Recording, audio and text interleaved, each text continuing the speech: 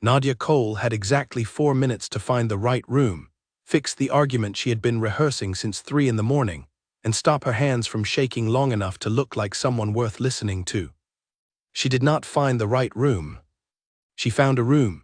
She pushed the door open with her shoulder because her arms were full, a folder the color of a sunflower on the outside and a small disaster on the inside, a thermos of cold coffee she had stopped caring about an hour ago, and a stack of territorial boundary maps that kept sliding toward the floor no matter how tightly she held them. The door swung wide. She walked in without looking up. "The Greywood Pack's claim to the northern ridge does not hold up," she said. Her voice was clear and sharp, the way it always got when she was running on no sleep and too much certainty. "I have 7 documented surveys going back 40 years, 3 of which were commissioned by the Eastern Coalition themselves, and every single one of them puts the ridge line at least 2 kilometers inside the Ashford Pack's established range. The argument that seasonal migration patterns constitute territorial ownership is not only legally thin, it is the kind of argument that falls apart the moment someone with actual documentation walks into the room." She dropped the maps onto the long table. 3 of them slid off the other side. She did not chase them. "Which is what I am doing right now, walking in with documentation." She looked up. The room was not empty. It was not even slightly empty. There were 8 men seated around the table, and every single one of them was looking at her with the specific expression of someone who had just watched a person walk into traffic and survive through sheer confusion rather than skill. At the far end of the table, standing with one hand resting on the back of the chair he had clearly just risen from, was a man she did not recognize. He was tall in the way that made the room feel smaller. His hair was dark, his jaw was set, and his eyes were the kind of gray that was not soft at all. It was the gray of a sky right before something happened in it. He was wearing a dark coat with no insignia on it, which meant nothing to her, and he was looking at her with an expression she could not immediately name. It was not anger, it was something else, something much quieter than anger. She looked at him for exactly 2 seconds. Then she looked back at the men seated at the table. "I apologize," she said. "I was told this room was available at 9. A man to her left, older, silver-haired, wearing the deep green sash of the Westfall delegation, cleared his throat. "This is the King's Council chamber." Nadia looked at the door she had come through. She looked at the brass plate on the wall beside it, which she had absolutely not read when she walked in. The plate said, "King's Council Chamber, Reserved." She looked back at the room. "I see that now," she said. The silver-haired man opened his mouth again, and she could tell from the breath he drew that he was about to say something long and formal, and probably beginning with the words, "Do you have any idea?" So she spoke first. "I'm Nadia Cole. I'm the boundary mediator assigned to the Greywood-Ashford dispute. I was given the room assignment in writing, and the assignment says 9 a.m. Council Wing, 2nd floor east. This is the 2nd floor east." She pulled the assignment sheet from the inside pocket of her folder without looking at it. She knew the information on it because she had read it 11 times on the way up the stairs. "If the room was double booked, that is an administrative failure, and I am happy to raise it with whoever manages the scheduling for this wing. But I have a presentation that was due to begin 4 minutes ago, and I would appreciate being directed to wherever it should actually happen." The silence in the room was the kind that had weight to it. The kind where everyone was very carefully not looking at the man at the far end of the table, which meant everyone was very carefully aware of him in a way that had nothing to do with politics, and everything to do with something older than that. She hadn't figured that out yet. The man himself had not moved.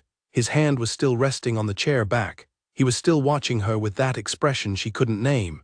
His eyes had not left her face since she walked through the door. One of the men at the table, younger, with the look of someone whose entire job was to anticipate problems, leaned toward the silver-haired man and said something very quietly. The silver-haired man's expression shifted. He looked at her with something that was not quite surprise and not quite alarm, but lived somewhere between the two. "Miss Cole," he said. "Ms.," she said. He blinked. "Miss Cole, this meeting is this is not the appropriate." "I understand," she said. "If someone can simply tell me where the correct room is, I will go there immediately." The man at the end of the table spoke. His voice was low and even and did not raise itself to reach her across the length of the room. It did not need to. "The room you want is 1 floor down, west corridor. 3rd door." She looked at him. He looked back at her. "Thank you," she said. She picked up the maps that had not slid off the table. She picked up the folder. She picked up the thermos. She did not pick up the 3 maps on the floor because she did not notice them. She walked out. The door closed behind her. The room was very quiet for a moment. Then Dalen, the king's second, who had been seated 3 chairs to the right for the entirety of this, looked at Cale and said nothing. He pressed his mouth together in a line that was trying very hard not to be a smile. Cale sat back down in his chair. He said nothing. One of the pack lords, Vorn, from the Eastern Ridge, who had opinions about everything, said, "Well, she did not seem to know who you were." "No," Cale said. "She should have been informed. The mediators are briefed on the attending delegation." Apparently she was not. Vorn frowned. "She walked in here and shouted an argument at your back." Cale reached for the territorial document he had been reading before the door opened. She did not shout. She raised her voice. She spoke with conviction. "Those are different things." He turned a page. "Continue the session." Dalen was very carefully looking at the far wall. Nadia, 1 floor down and 3 doors to the west, had found the correct room. It was empty, which was correct, and it smelled like old paper and dust, which was also correct for a room that had been booked by a mediator rather than a king. She set her folder on the table. She set the thermos down. She spread the maps out in the order she needed them. Then she stood still for a moment. She thought about the man at the end of the table, the gray eyes, the way he had not moved when she walked in, the way he had not looked away. She tried to remember if anyone in the room had introduced him and came up empty because she had not given anyone the chance to introduce anyone. She shook her head at herself. "The room you want is 1 floor down, west corridor, 3rd door. Helpful, specific, efficient," she approved. She opened her folder and got back to work. The Greywood-Ashford dispute had been ongoing for 11 years, which in wolf pack terms was a recent disagreement, but in human mediation terms was the kind of thing that generated a great deal of very boring documentation. Nadia had read all of it. She had read all of it twice, and the parts that mattered 3 times, and the parts that were going to be contested in the room she underlined in 4 different colors because her brain worked better when problems had their own color. Green for documented fact, blue for contested claim, orange for the arguments she expected the other side to make, red for anything that could go wrong. Her folder was a lot of red. The Greywood pack was large and old and very accustomed to getting what it wanted, which was the northern ridge and the river access that came with it. The Ashford pack was smaller and younger, and had spent 11 years saying, quietly and persistently, that the ridge had always been theirs and they had the surveys to prove it. Nadia believed the surveys. She also believed the Greywood pack knew the surveys were accurate and was contesting them anyway, because the ridge was worth more than the paperwork, and the Greywood Alpha had the kind of confidence that came from never having been told no by anyone with actual authority. She was going to tell him no. With documentation. That was her job. It was not exciting. It did not make anyone happy. It made her, on the good days, feel like something had been put right in the world, and on the bad days feel like she was rearranging furniture in a house that was going to burn down regardless. Today she could not tell yet which kind of day it was. She was still thinking about the man at the end of the table when she heard footsteps in the corridor outside. The door opened. A woman came in mid-40s, dark braids pinned back, wearing a gray uniform with a small red insignia at the collar that Nadia recognized as the administrative staff of the Crown Council.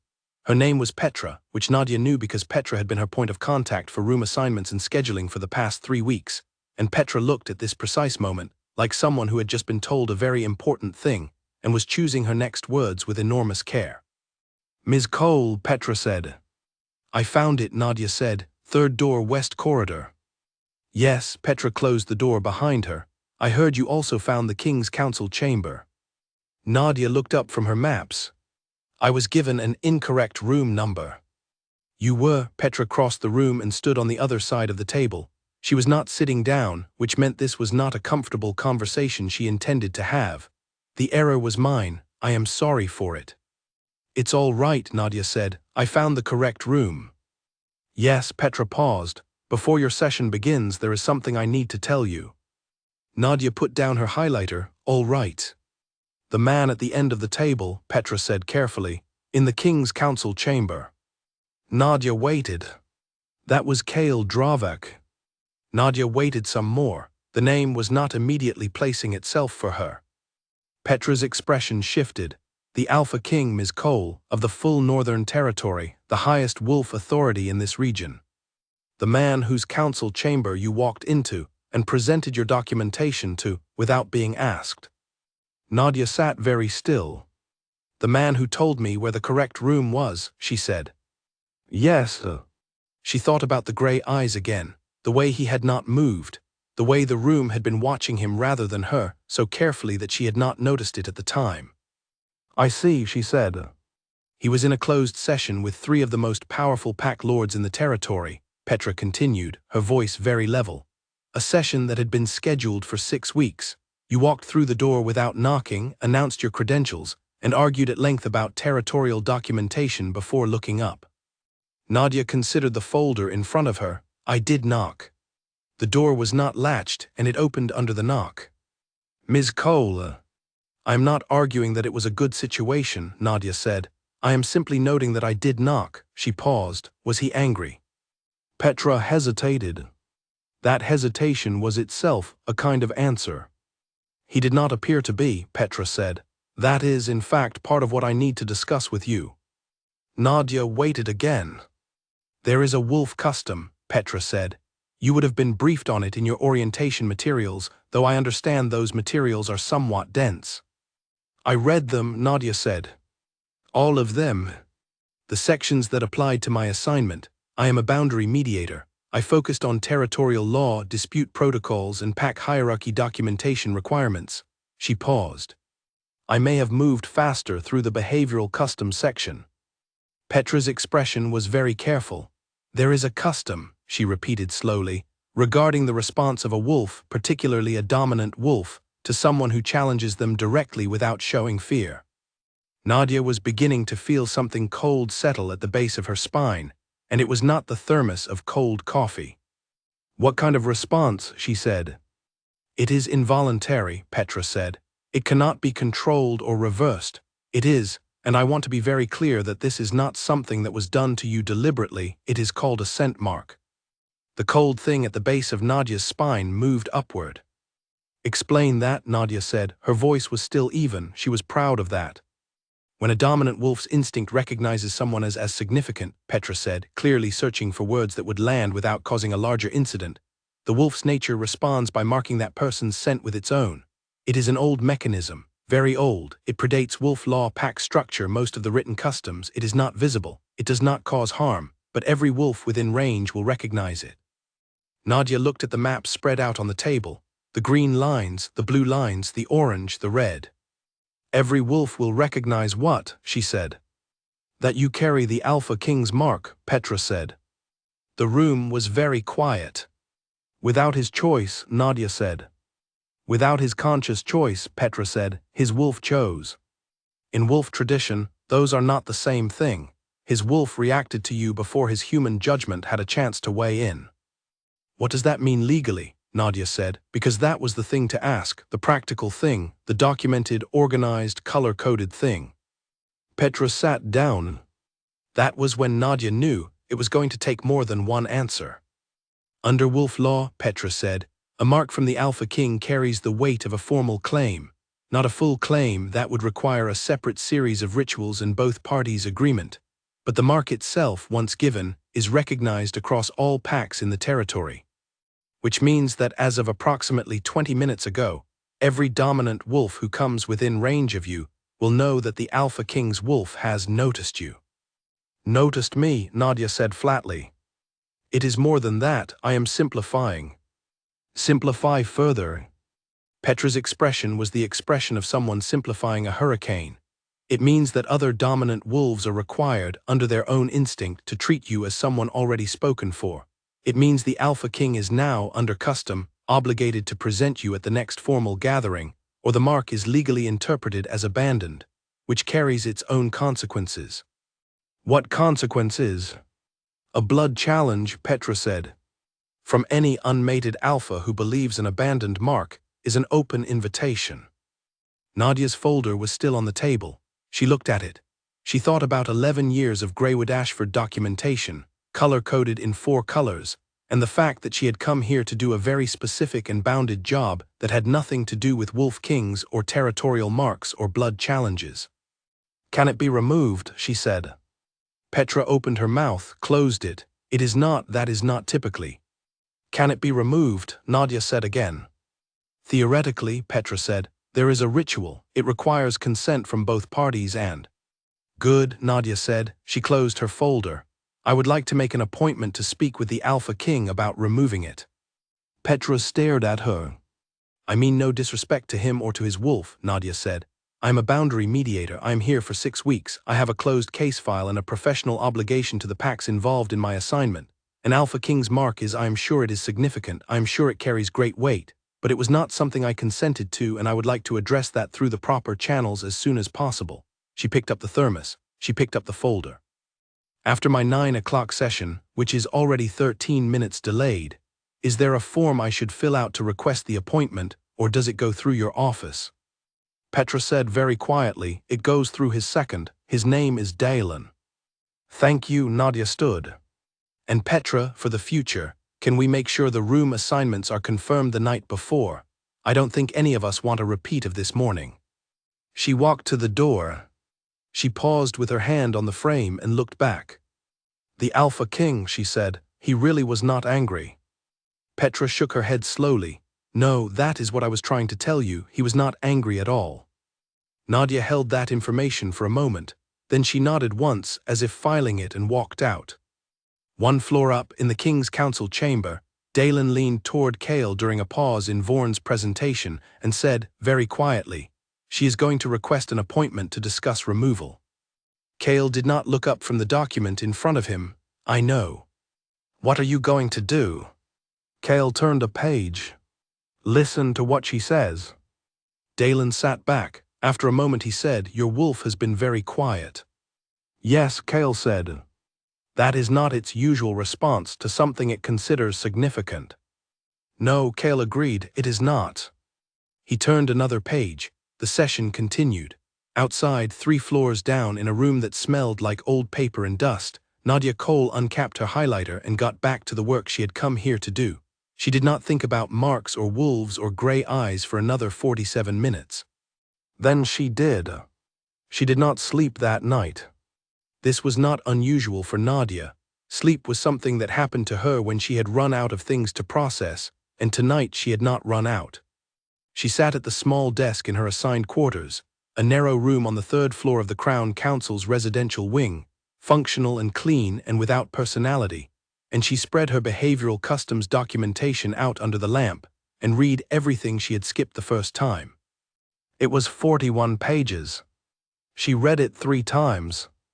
By the end of the 3rd read, she had 3 columns of notes in the margin of her own legal pad, and the cold, settled thing at the base of her spine had turned into something more specific, a precise, documented understanding of exactly what had happened to her and exactly how complicated it was. The scent mark. She had underlined the description 4 times in blue, which was her color for contested claims, and then crossed that out and used orange, which was her color for arguments she expected the other side to make, and then crossed that out too and wrote a small note beside it that said, "No existing category for this." She did not have a color for things that had happened to her personally. She had never needed one before. The mechanism, as described in the customs documentation, was old. Older than the Wolf Pack's formal legal structure, older than the territorial agreements, older than the boundary mediation office that employed her. It was a recognition response, the documentation said, in the careful, neutral language of something written by a committee trying very hard not to assign emotional weight to something that was dense with it. When a dominant wolf, particularly an alpha, encountered a person whose energy, presence, or behavior triggered what the documentation described as an instinctive acknowledgement of significance, the wolf's deeper nature responded before the rational mind could intervene. The result was a bond of scent, carried in the marked person's presence and detectable to any wolf with sufficient rank to recognize it. Significance. Nadia sat with that word for a long time. She thought about the moment she had walked through the door. She had not looked up. She had been talking before she was fully in the room. She had dropped maps on the table, and not chase the ones that slid off the other side, and spoken with conviction about documented surveys and legal standards, and the specific failures of a territorial argument she had been preparing to dismantle for 3 weeks. She had not been afraid. She had not been performing courage either. She genuinely had not been afraid, because she had not known there was anything to be afraid of, and even now, with 41 pages of documentation telling her that the Alpha King's wolf had marked her as significant, she could not quite manufacture the alarm she felt she probably should be feeling. What she felt instead was something more like irritation. Clean and specific and pointed, the way her best feelings always were. She had not asked for this. She had walked into a room, done her job, and left. That was the whole of it. She had not challenged anyone intentionally. She had not been performing fearlessness.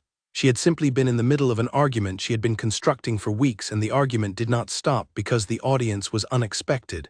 That was how arguments worked. They had their own momentum. She capped her highlighter. She put her hands flat on the desk. What she needed was the appointment with Dalen. She had asked Petra for it. She expected to hear back within the day. She would go, she would explain the situation clearly and without drama, she would ask about the removal ritual and whether it could be initiated without a formal ceremony, and she would return to her work. 6 weeks, 1 closed case. The ridge line at 2 kilometers inside the Ashford Pack's established range, and she had the surveys to prove it. That was the plan. She went to bed at 2 in the morning, and stared at the ceiling for an hour before her body gave up arguing with her brain and let her sleep. She woke at 6. She had an appointment at 8. Not with Dalen. The message had been slipped under her door sometime before dawn, written on paper with a small wax seal she recognized from the Behavioral Customs documentation as the Alpha King's personal mark, a detail that struck her as somewhat recursive given the circumstances. The message was brief. It said, "Ms. Cole, if you have time this morning, I would be grateful for a few minutes of your time before your sessions begin. 8 o'clock, the same chamber as yesterday. I will make sure the room is noted as occupied this time." It was signed Kale Dravek. She read it twice, then she put it in her folder in the blue section, contested claims, and got dressed. He was already there when she arrived. He was standing at the window rather than sitting at the table, which she noted because standing at a window during a meeting you called was either a power choice or a thinking habit, and she could not yet tell which one this was. The room was otherwise empty. No pack lords, no silver-haired delegation members, just Kale Dravak, the window, the long table, and the 3 maps she had left on the floor yesterday, which had been collected and stacked neatly at one end.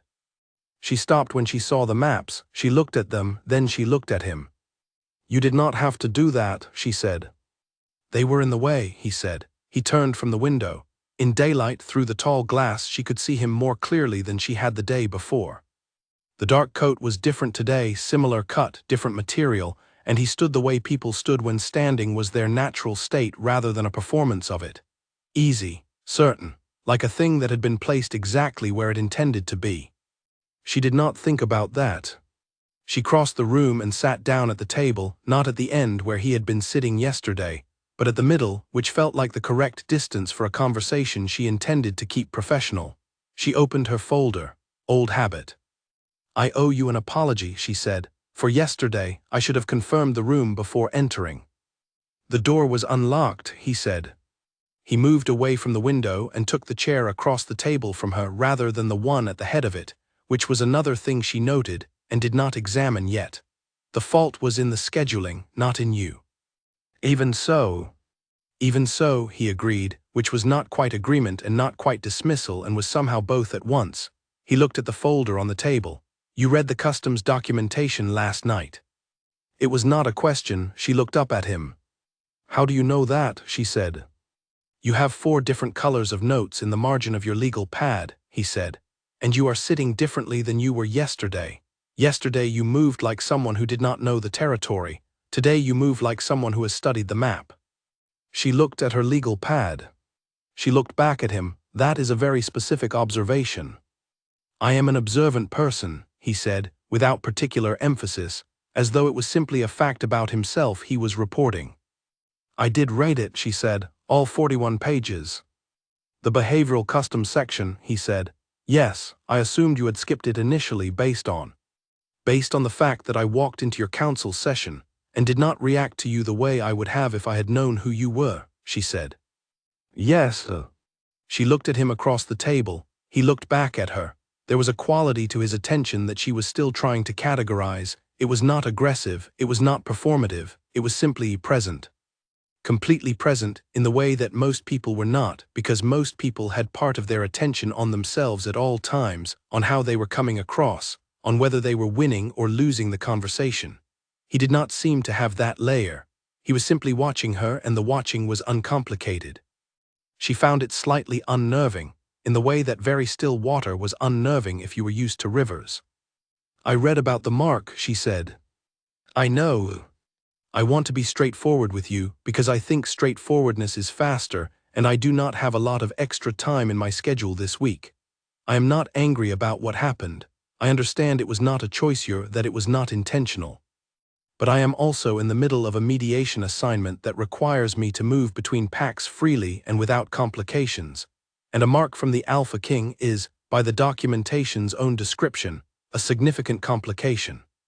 He said nothing, he was listening. I would like to discuss the removal ritual, she said. He was quiet for a moment, not the quiet of someone choosing not to answer, the quiet of someone who was actually thinking about the answer rather than the one they wanted to give. Tell me what the documentation says about it, he said. She blinked. I beg your pardon. You read 41 pages last night. Tell me what it says. She looked at him for a moment. This was either a test or a genuine request, and she decided that either way the answer was the same. The removal ritual requires mutual consent, she said. Both parties must agree. It is conducted at the next dark moon, which is 11 days away, and it requires the participation of the Alpha's second and a neutral pack elder. After the ritual, the mark is dissolved and carries no further legal weight in any pack territory. That is accurate, he said. Then I would like to request that we schedule it. You can request it, he said. I want to explain something to you first if you are willing. She was not entirely sure she was willing, but she said, go ahead.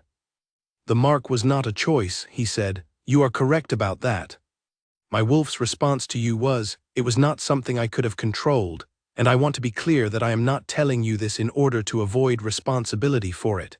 I am telling you because I think it is important that you understand what it means from our side when it happens. He paused. It has not happened to me before. Nadia was quiet. My wolf is 43 years old, Kale said. I have been alpha for 18 of those years. I have been in a great many rooms with a great many people, including people who were deliberately trying to challenge me or provoke a response from my wolf.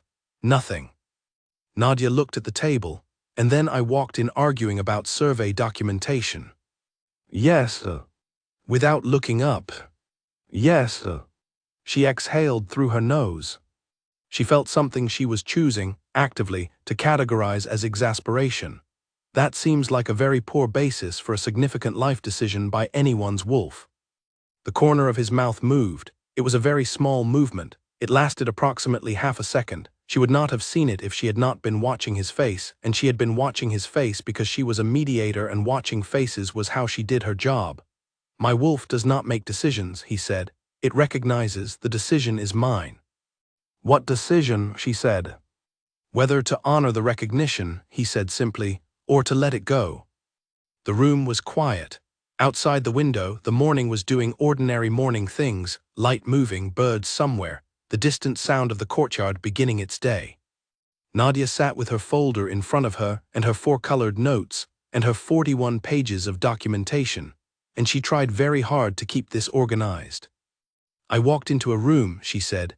I talked too fast and I did not look where I was going and I dropped maps on the floor. That is what your wolf recognized. Yes, he said. That is not a very flattering story.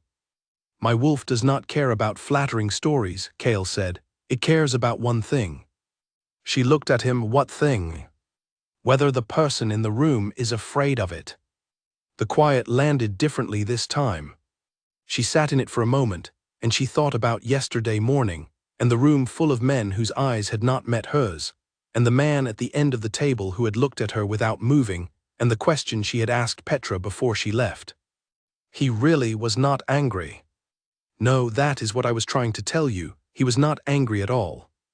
I did not know to be afraid, she said. I know, he said, that is not the same thing. She looked at him for a long moment.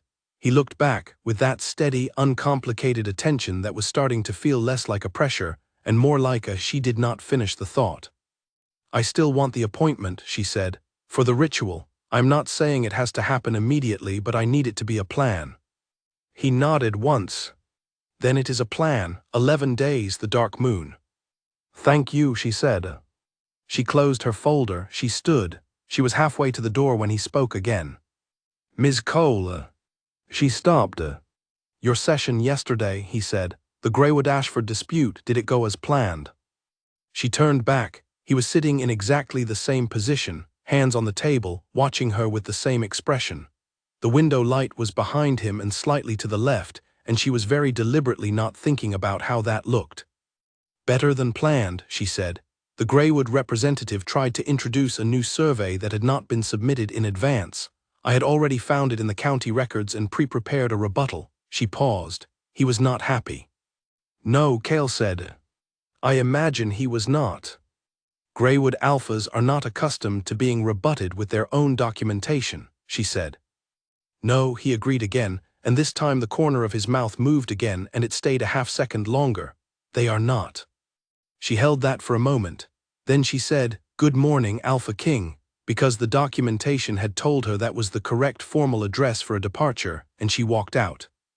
Dalen was in the corridor. He had the look of someone who had been standing there for a while and was trying to appear as though he had not. Dalen, she said. She had learned his name from Petra. He looked at her with an expression of someone recalibrating expectations. Ms. Cole. The dark moon appointment, she said. I assume that goes through you. It does, he said. Can you confirm it by end of day? I want to have it in my calendar. Of course, he said. Then after a pause, are you all right? She considered the question. I am fine, she said. I have a 9:30 session with the Ashford PAC's legal representative, and I need to review 3 additional boundary maps before then. Of course, Dalen said again. She walked down the corridor. He watched her go. Then he turned and went back into the council chamber where Cale was still sitting at the table looking at the window. She is scheduling the removal, Dalen said. Yes, You agreed to it.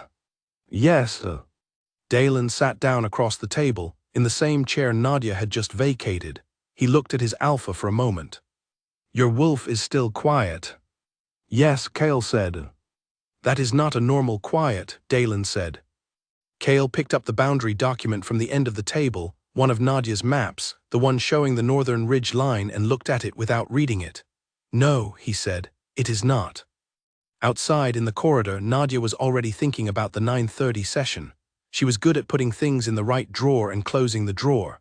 The drawer she put Cale Dravak in was labeled, pending, managed, plan in place. The drawer did not stay closed. It stayed mostly closed, which was a different thing, and she was aware of the difference in the way you are aware of a door that is not quite latched, not because it swings open, but because you can feel the air through the gap. 11 days, she told herself. She had survived 11 years of documentation, 4 years of law school, and one particularly difficult Greywood alpha who had tried to dismiss her on the grounds that she was not a wolf. She could manage 11 days. She uncapped her highlighter. She got back to work. The confirmation for the dark moon appointment came at 4 in the afternoon, delivered by a junior counsel aide who knocked 3 times and waited with the practiced patience of someone who had learned that the boundary mediator on the 3rd floor did not like being interrupted mid-sentence. Nadia signed the acknowledgement form without looking away from the document she was cross-referencing, and thanked the aide by name because she had made a point of learning the names of everyone whose job intersected with hers, down to the woman who unlocked the document archive in the mornings and the man who replenished the ink in the mediator's supply closet. She pinned the confirmation to the top right corner of her board. 11 days, dark moon, removal of mark, neutral PAC elder Cale's second, mutual consent. She had made a checklist. She had never needed a checklist for anything that was not work before, and the fact that she needed one now was itself a piece of data she declined to examine too closely. She went back to the Ridge survey. The Greywood PAC submission of the undisclosed map, the one she had pre-rebutted, had thrown a new and slightly irritating wrinkle into the documentation sequence. The map itself was genuine. She had pulled the county records herself and verified the source. The issue was not the map's authenticity but its selective framing. It showed the northern ridge at a specific point in time, in a specific season, using a measurement standard that had been officially revised 12 years ago and had not been used in formal territorial documentation since. By the old standard the Greywood claim held. By every standard currently in use, it did not. She needed to formally enter the standard revision document into the record, cross-reference it to the survey in question, and file it with the arbitration board before the next session, which was in 2 days. She was 3 paragraphs into her filing brief when Petra knocked. "There is a development," Petra said from the doorway. Nadia looked up.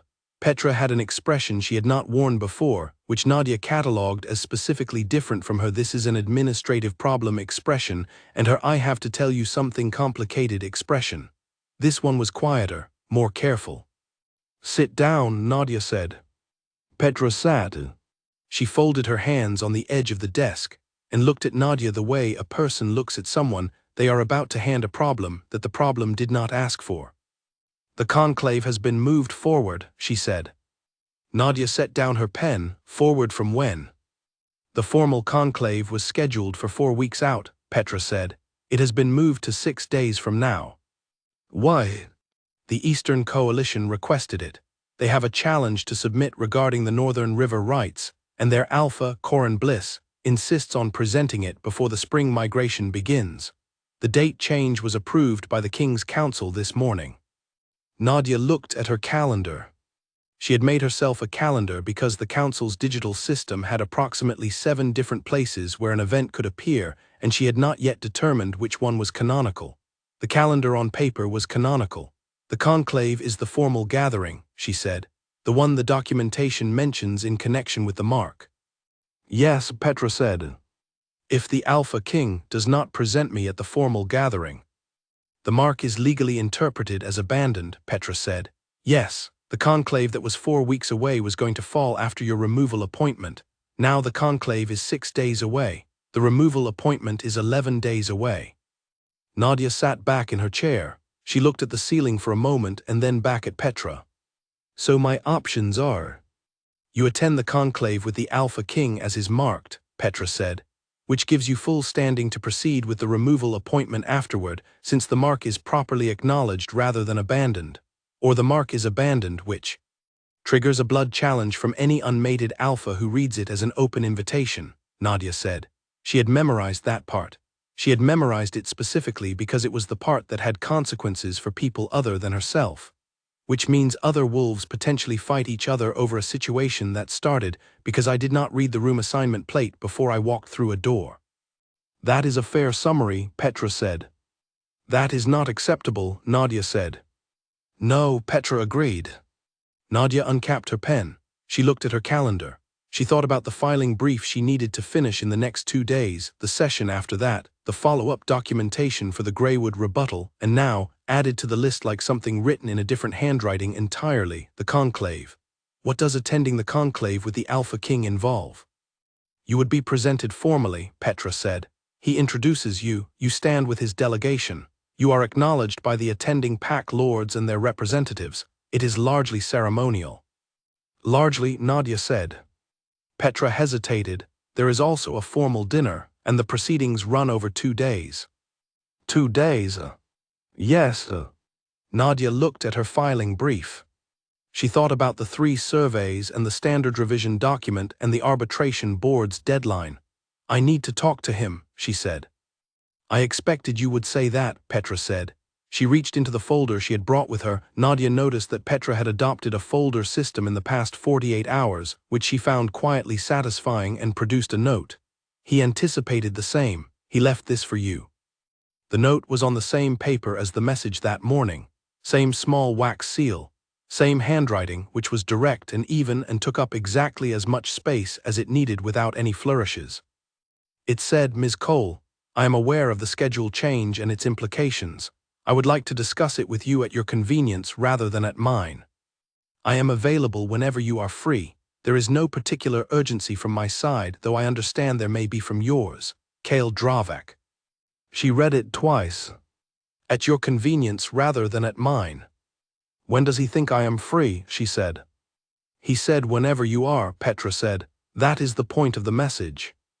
Nadia looked at the note for a moment longer than she intended to. Then she put it in the folder blue section, contested claims, which still did not feel quite right, but she did not have a better option and stood up. I will go now, she said. Can you tell him I am on my way? I do not want to walk into the wrong room twice in 3 days. Petra almost smiled. I will send word. She found him not in the council chamber but in a smaller room 2 doors down, a working room rather than a ceremonial one, with a table that had actual papers on it and a chair that had been pulled out at an angle that suggested someone had been sitting in it for a while. There was a second chair across the table, and a cup of something warm at each place, which she looked at and then looked at him. I asked, he said without explaining further. He meant he had asked Petra what she was likely to want. Tea, apparently, he was not wrong. She sat down, she wrapped her hands around the cup. She looked at him across the table and said without preamble, because she found preamble wasteful, I have a session in 2 days that I cannot miss. The filing deadline for the standard revision document is the day after. The conclave starts in 6 days. Yes, he said. So the practical question is whether I can attend the conclave for 2 days and manage my case obligations on either side of it. Yes, he said, and the less practical question. She looked at him, which is, whether you want to. She was quiet. I'm not asking you to want it for my benefit, he said.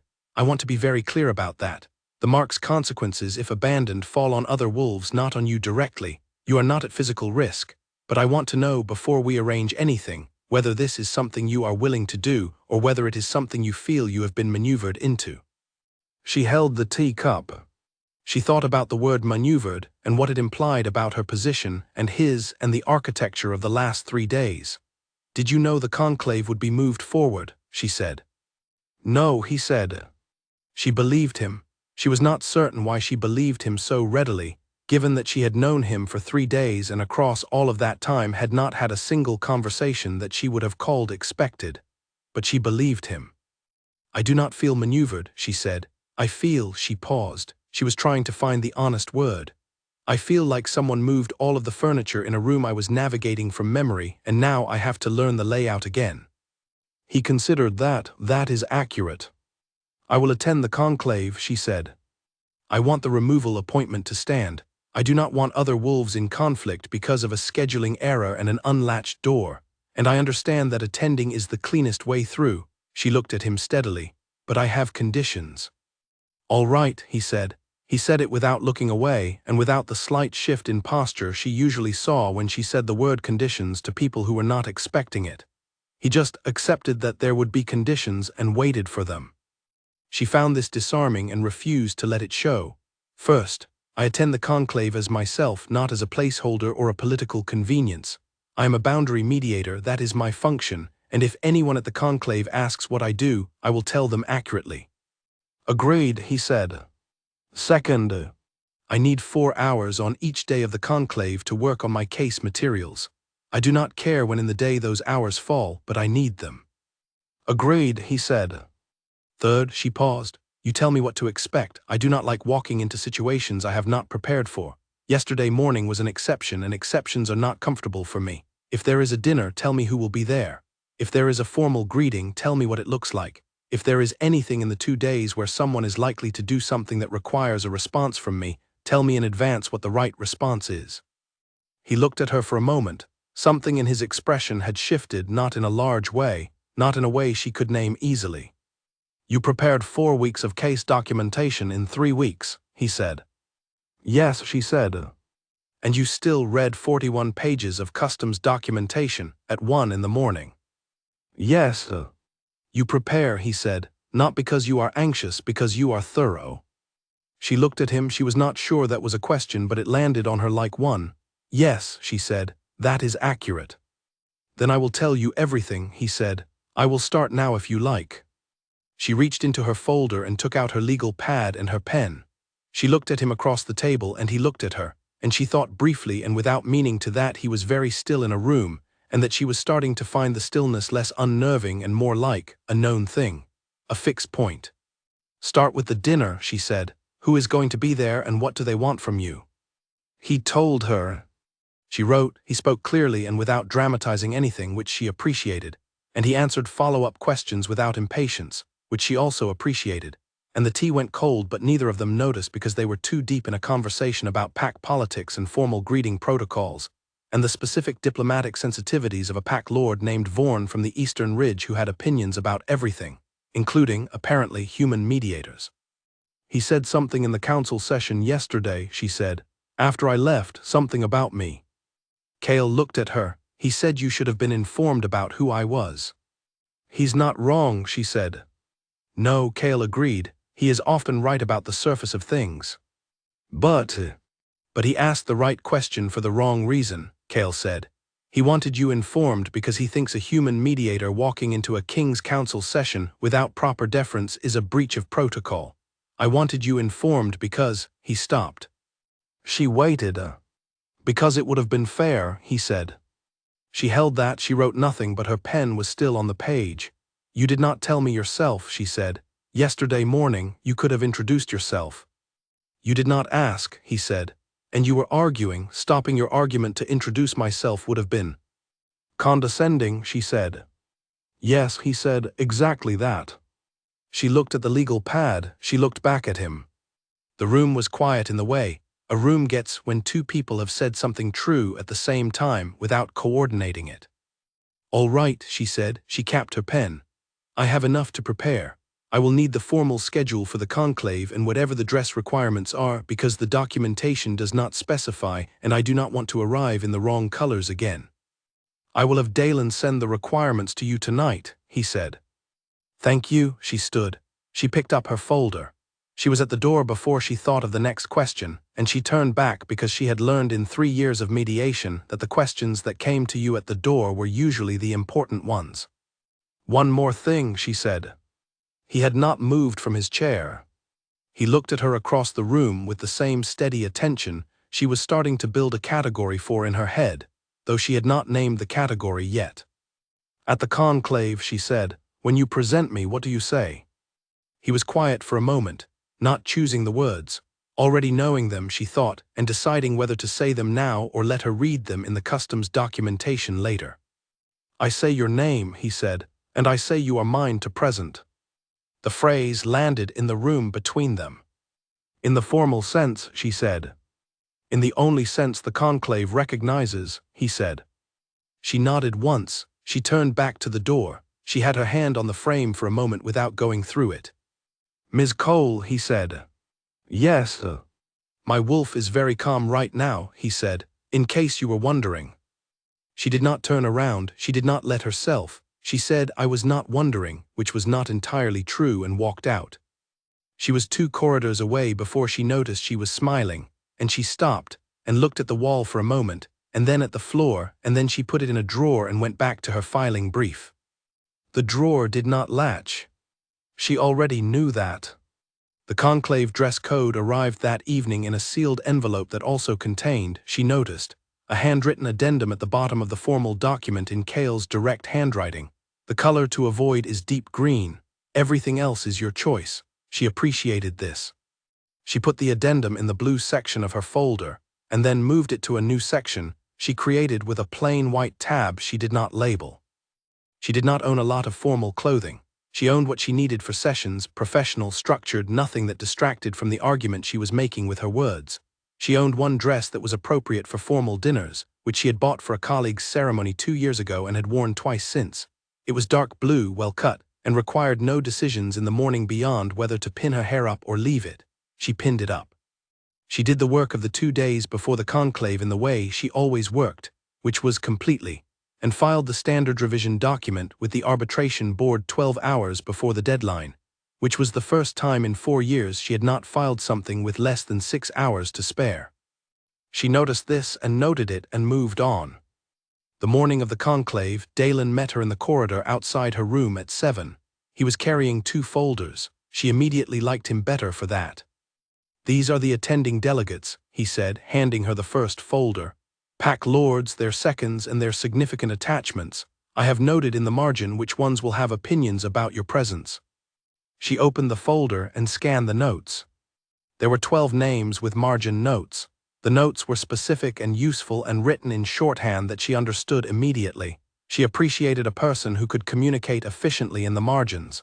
Who wrote these? I did, Dalen said. They are good, she said.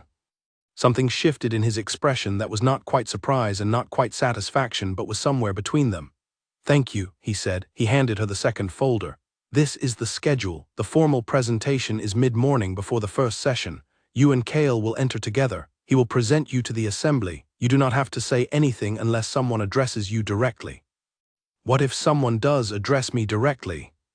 Respond as yourself, Dalen said. Do not defer to pack hierarchy. You are presented as the Alpha Kings marked, which means your standing is not below anyone in that room. They may not like that. It is still the protocol. She looked at him. He was measuring her, she knew, the way competent people measure the people they are about to put into a complicated situation. She let him measure. She had nothing to hide and no performance to maintain. You are not what I expected, he said. What did you expect, she said. Someone frightened, he said, or someone pretending not to be frightened. Those are the two options that usually present in this kind of situation. I am not frightened, she said. I know, he said, that is what I mean. She closed the second folder and put both of them under her arm. I read the customs documentation, she said. I know what to expect from the formal presentation. I know which pack lords to give more room to and which ones are posturing. I know that Vorn from the Eastern Ridge has a specific grievance about human delegates and that it is territorial rather than personal, which means I should not treat it personally. She looked at Dalen. I am prepared. Yes, he said, I can see that. He paused. Cale told me you made conditions. 3, she said. He agreed to all of them.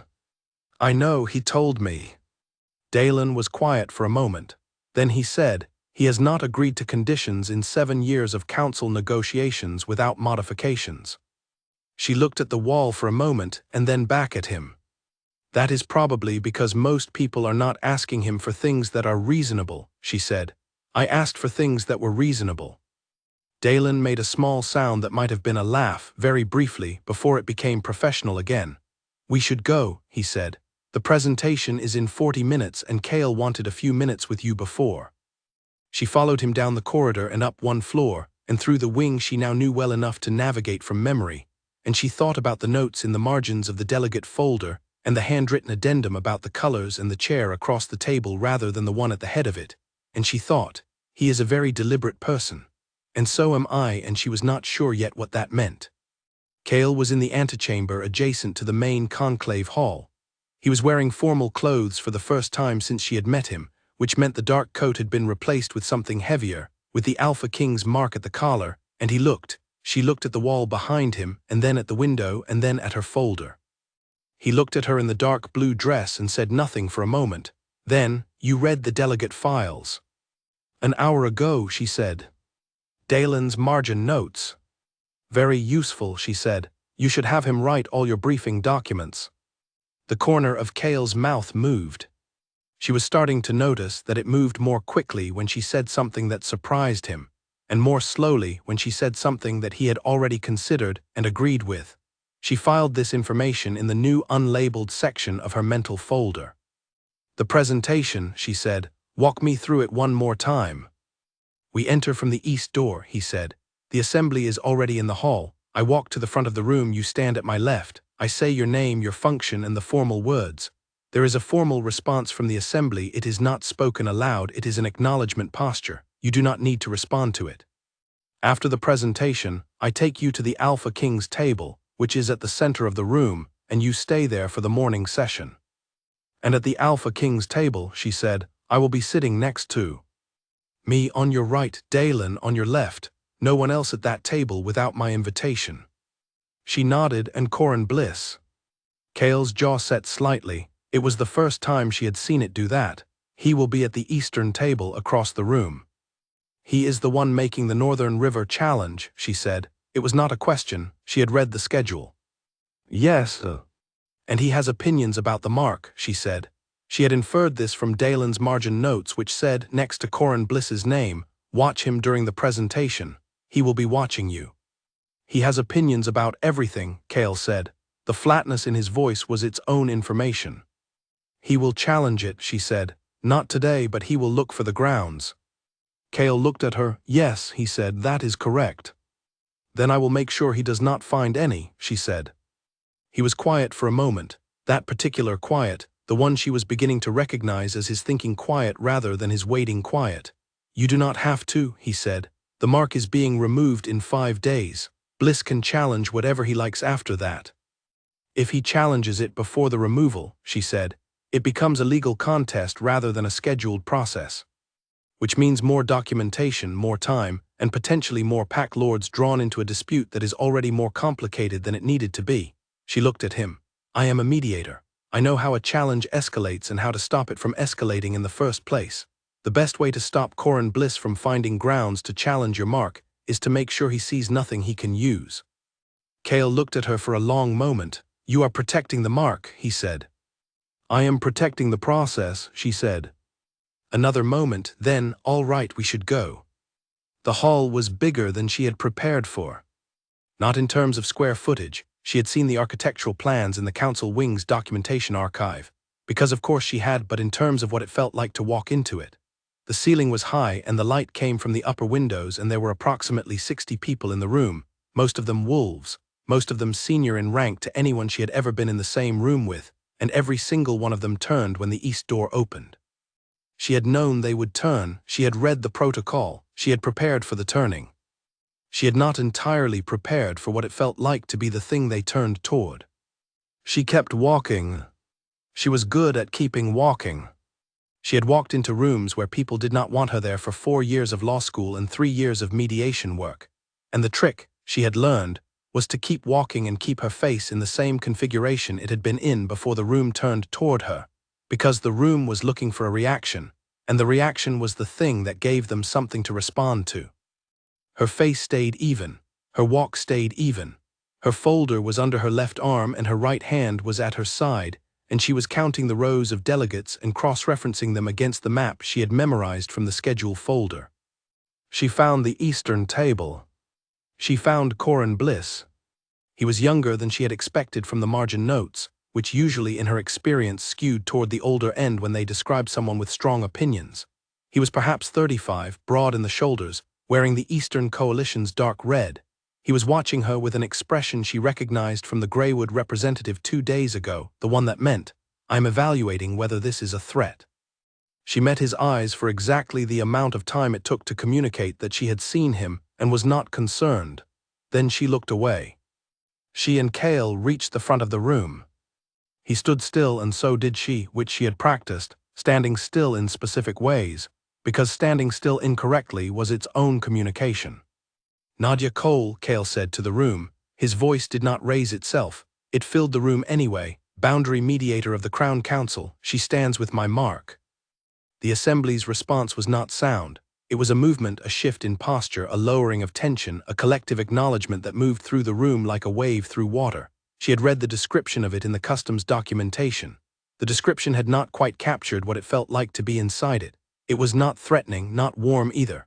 It was recognition without opinion, which was a thing she had not thought was possible until she felt it.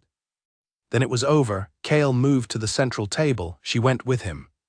Dalen was already there, and the 2 chairs to Kale's right and left were waiting, and she sat, and the morning session began. She did not look at Corin Bliss for the next 20 minutes, until she was certain he was focused on the River Rights presentation. Then she looked at him, and she studied his face the way she studied the faces of opposing representatives, and she catalogued what she saw, ambition, certainty, and something underneath both of those that she had seen in a great many rooms and could name without effort. He wanted the mark. Not her, he did not know her. He wanted what the mark represented: acknowledgement, alignment, access. She was, from his perspective, a procedural opportunity. She put that information where it belonged. Then she opened her folder. She had brought it. She had told Dalen she would bring it. He had not argued, and she turned to the fresh green section and she wrote one line. Corin Bliss does not have a case. She underlined it once and went back to listening. At lunch, 3 things happened.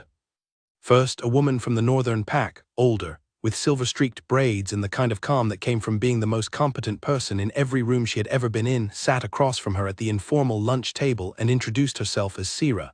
Dalen's margin note on Sira said, former first of the Northern Pack, currently a senior advisor, respects ability over rank. Nadia shook Sira's hand, said her own name, and answered Sira's first 3 questions with the same directness she brought to everything. By the 4th question, Sira was smiling, not because Nadia was performing, because she was not.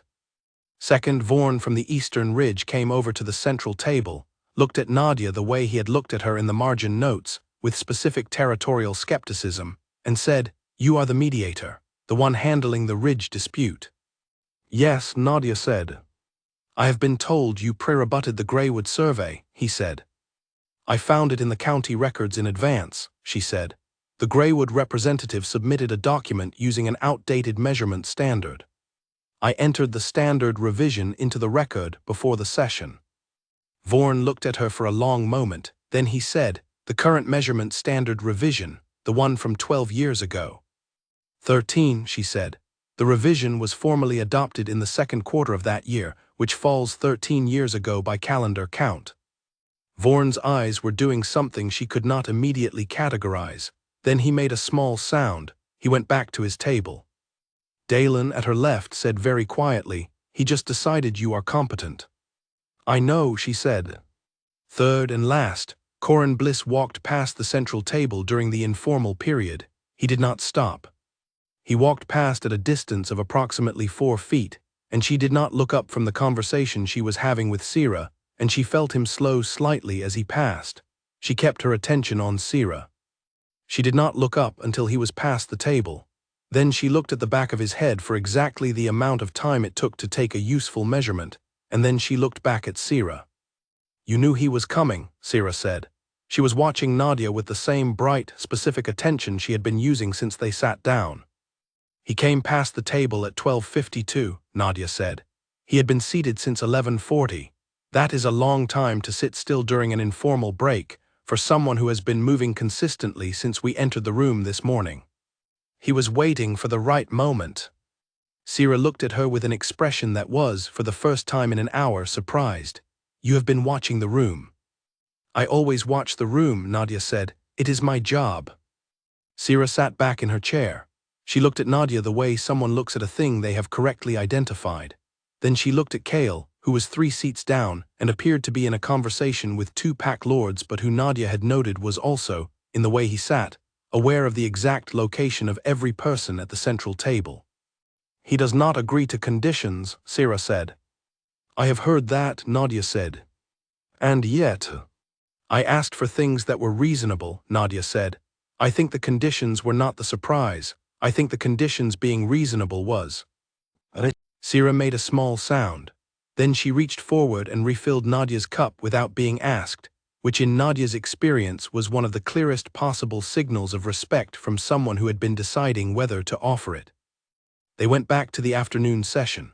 Nadia took notes, asked one question during the open floor period, about the river rights documentation citation of a seasonal access precedent that she had encountered in her own case files and knew had been partially overturned, and got a response from the presenting pack lord that was 2 sentences of backpedaling and 1 sentence of genuine information.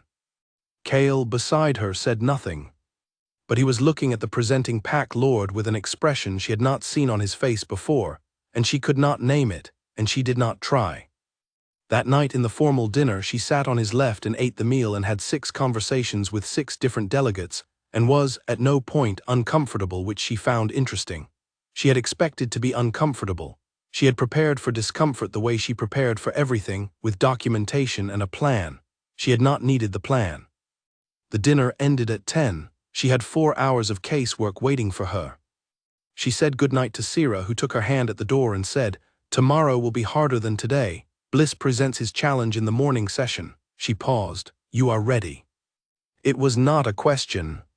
Nadia recognized the gift of it, the certainty offered from someone who had no reason to offer it yet, as an act of deliberate welcome. "Thank you," Nadia said. She walked back to her room and worked until 2 in the morning, and went to sleep with her folder open on the desk, and her legal pad full of notes in 4 colors, and one blank page at the back where she had written nothing yet. She stared at it for a moment before she closed her eyes. Tomorrow, she thought, she would figure out what color that page needed after tomorrow. She slept 6 hours, that was more than usual. She did not examine why. Corin Bliss presented his River Rights Challenge at 9:15. Nadia was in her seat at the central table with her folder open and both cups of coffee already cold, which meant she had arrived early enough to drink the first one and start the second and forget both of them in the process of working. The morning session began with 2 brief territorial updates from Northern Pack delegates, and then the floor was given to Bliss, and he stood up at the Eastern table and he was very smooth. That was the word for it. Smooth. Prepared in the way of someone who had been preparing for this specific moment for months rather than weeks, who had practiced the argument until it had no visible seams, who knew exactly how each word would land before he said it. He had thick folders on the Eastern table, and he cited from them without looking down, which was the kind of performance that was meant to signal mastery. It usually worked. She listened to the entire thing without writing a single note, which Dalen noticed, because she had been writing notes continuously since the first session opened. The River Rights Challenge was, on its surface, a territorial dispute. The Eastern Coalition wanted expanded seasonal access to the Northern River system during migration periods, citing historical usage patterns going back 2 centuries. Bliss had documentation. He had testimonials from pack elders. He had a hydrological survey. He had a very confident voice and the kind of posture that said he had been told yes by every room he had ever entered. But under the surface of it, moving through every third sentence like a current she could track by its effects on the water above it, was the other argument, the one he was not making explicitly yet, the one that was about the mark. He was not challenging the mark today. He was doing something more careful than that. He was introducing himself to the room as someone with a significant territorial claim, a credible legal argument, and a reason to be present at every subsequent session. He was building standing. Because you could not challenge an Alpha King's mark from nowhere, you needed standing first, and you built standing with a legitimate grievance, and Bliss had arrived with one. She wrote one word in the margin of her blank page at the back of the folder, sequenced. He knew what he was doing it in the right order. When Bliss finished, the floor opened for responses. 2 pack lords from the Northern Coalition raised procedural questions about the seasonal access timing. A senior advisor from the Western Packs asked about the hydrological survey's methodology. The responses were competent and relevant and entirely focused on the River Rights argument's surface, which was the correct place to respond to it if you did not know about the current underneath. Nadia looked at the relevant section of the customs documentation she had tabbed 3 days ago and thought about the response she had been constructing since 11 last night.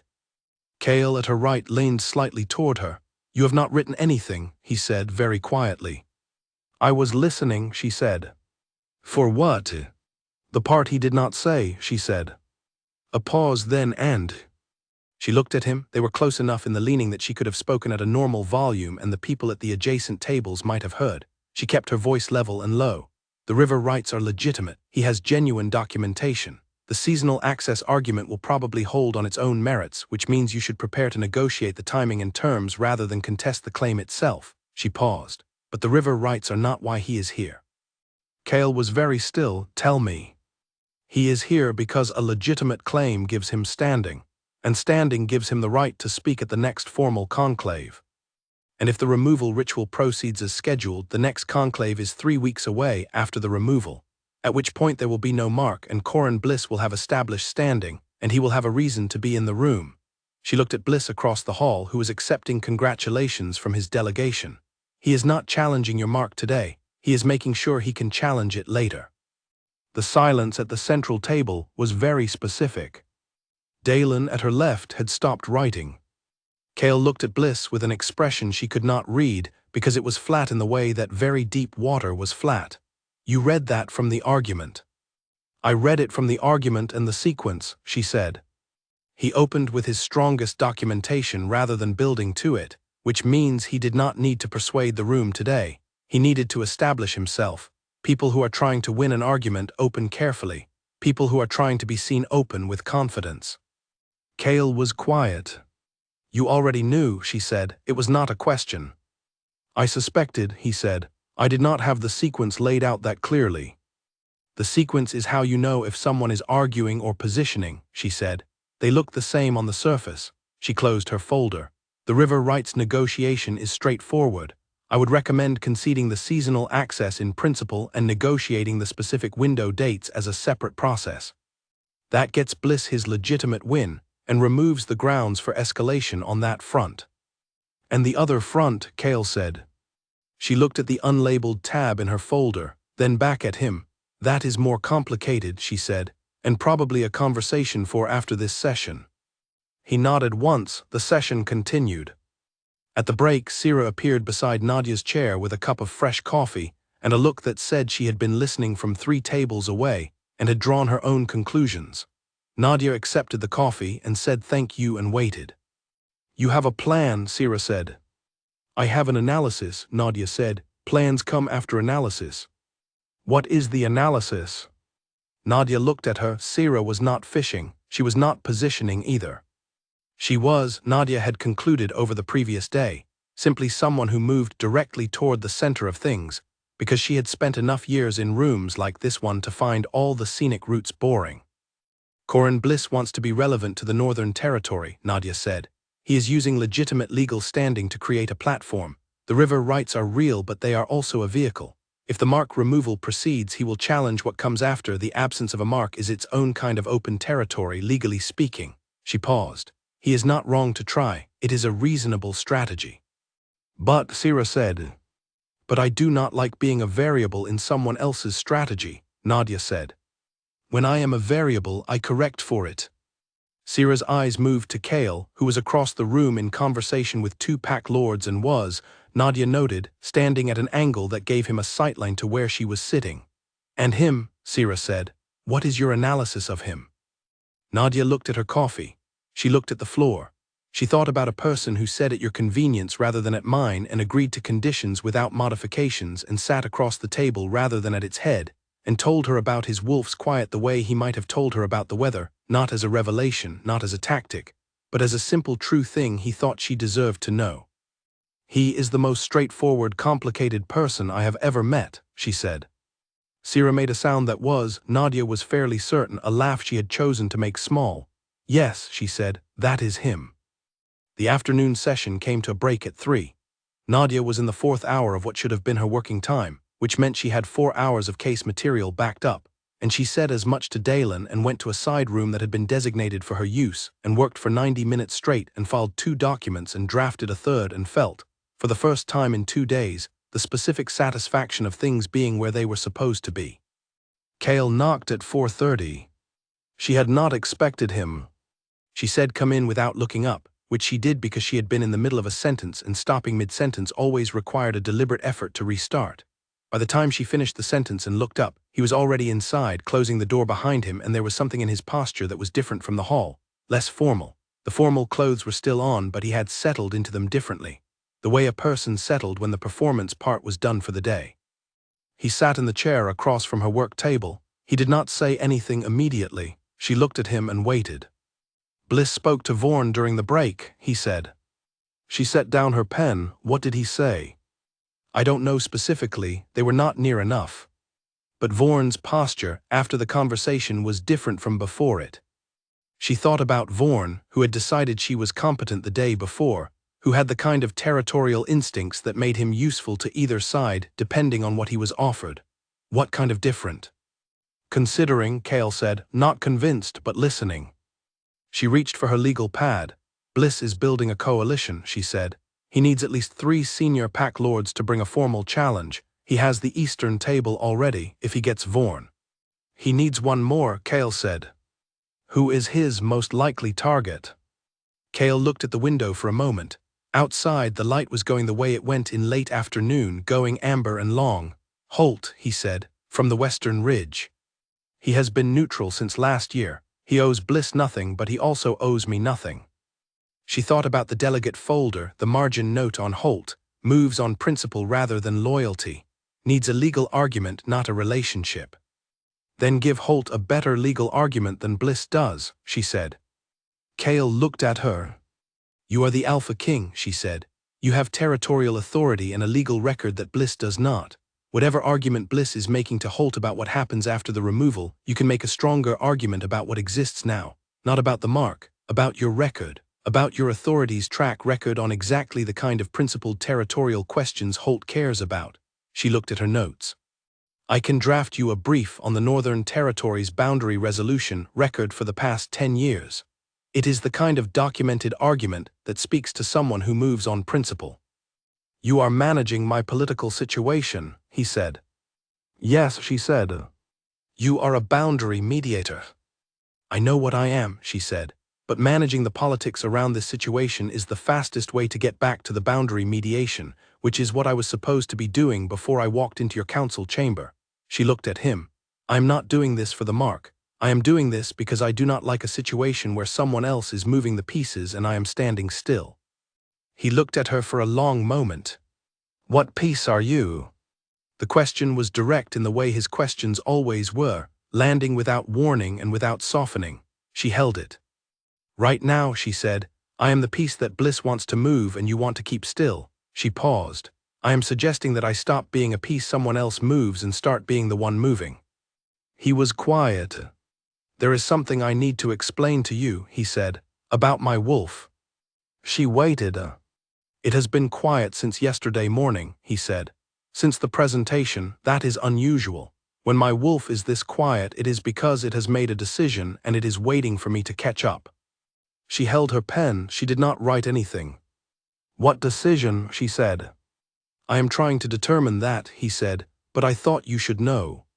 Because you said you do not like walking into situations you have not prepared for. She sat with that for a moment. The lamp on the work table was the only light in the room, and outside the amber afternoon was fading into something cooler, and Kale Dravak was sitting across from her telling her about his wolf's quiet with the same directness he brought to territorial documentation and formal presentations and everything else. That, she said carefully, is not the kind of information I can prepare for. No, he agreed, I know. Then why tell me? He looked at her, the steady, uncomplicated attention that she had stopped finding unnerving 3 days ago and had started finding something else she was deliberately not naming. Because it is true, he said. And I told you I would tell you things that are true. She looked at the legal pad. She looked at the 4 colors arrayed in their caps beside it. She looked at the blank last page with the one word she had written, sequenced. At your convenience, she said, rather than at mine. Yes, he said. She exhaled slowly, then she picked up her pen. I will draft the brief on the Northern Territory's boundary record tonight, she said. You can review it in the morning before the session. All right, he said. And Kale? He looked at her when she used his name. The first time she had used it. She had been using his title and she knew he had noticed, and she had not changed it because she was being careful, and she had stopped being careful about exactly this thing exactly now. Your wolf's decision, she said, when you figure out what it is. She paused. Tell me that too. He did not move. He did not look away. Yes, he said. She went back to work. He left a few minutes later. She heard the door close and she sat in the lamplight with her pen in her hand, and she thought about being a piece that moved rather than being moved, and she thought about the quiet wolf and the question, what decision, and she thought about the fact that she had asked him to tell her. She had not planned to ask that. She was glad she had. She drafted the brief, and it was very good, and she sent it to Dalen at midnight, and went to sleep thinking about nothing at all for once, which was the best possible indication that her brain had made a decision her conscious mind had not fully processed yet. She would catch up. She always caught up. The conclave ended. Nadia went back to work. This was not a conscious strategy. It was simply what happened when she was not in an active session with Kale or Dalen or Sira, which meant it was what happened approximately 17 hours out of every 24, because the Greywood-Ashford arbitration was not going to resolve itself, and the arbitration board had sent 3 notes in the 2 days of the conclave asking when they could expect the next filing. She answered all 3 notes with the same word, Thursday. It was Tuesday. She filed on Wednesday. It was a thorough filing. It was exactly the kind of filing that made opposing representatives look very carefully at their own documentation and then quietly begin reconsidering their position. She received an acknowledgement from the Greywood representative on Thursday morning That was 4 sentences of legal language and 1 sentence of actual meaning, which was that they were prepared to discuss a revised framework.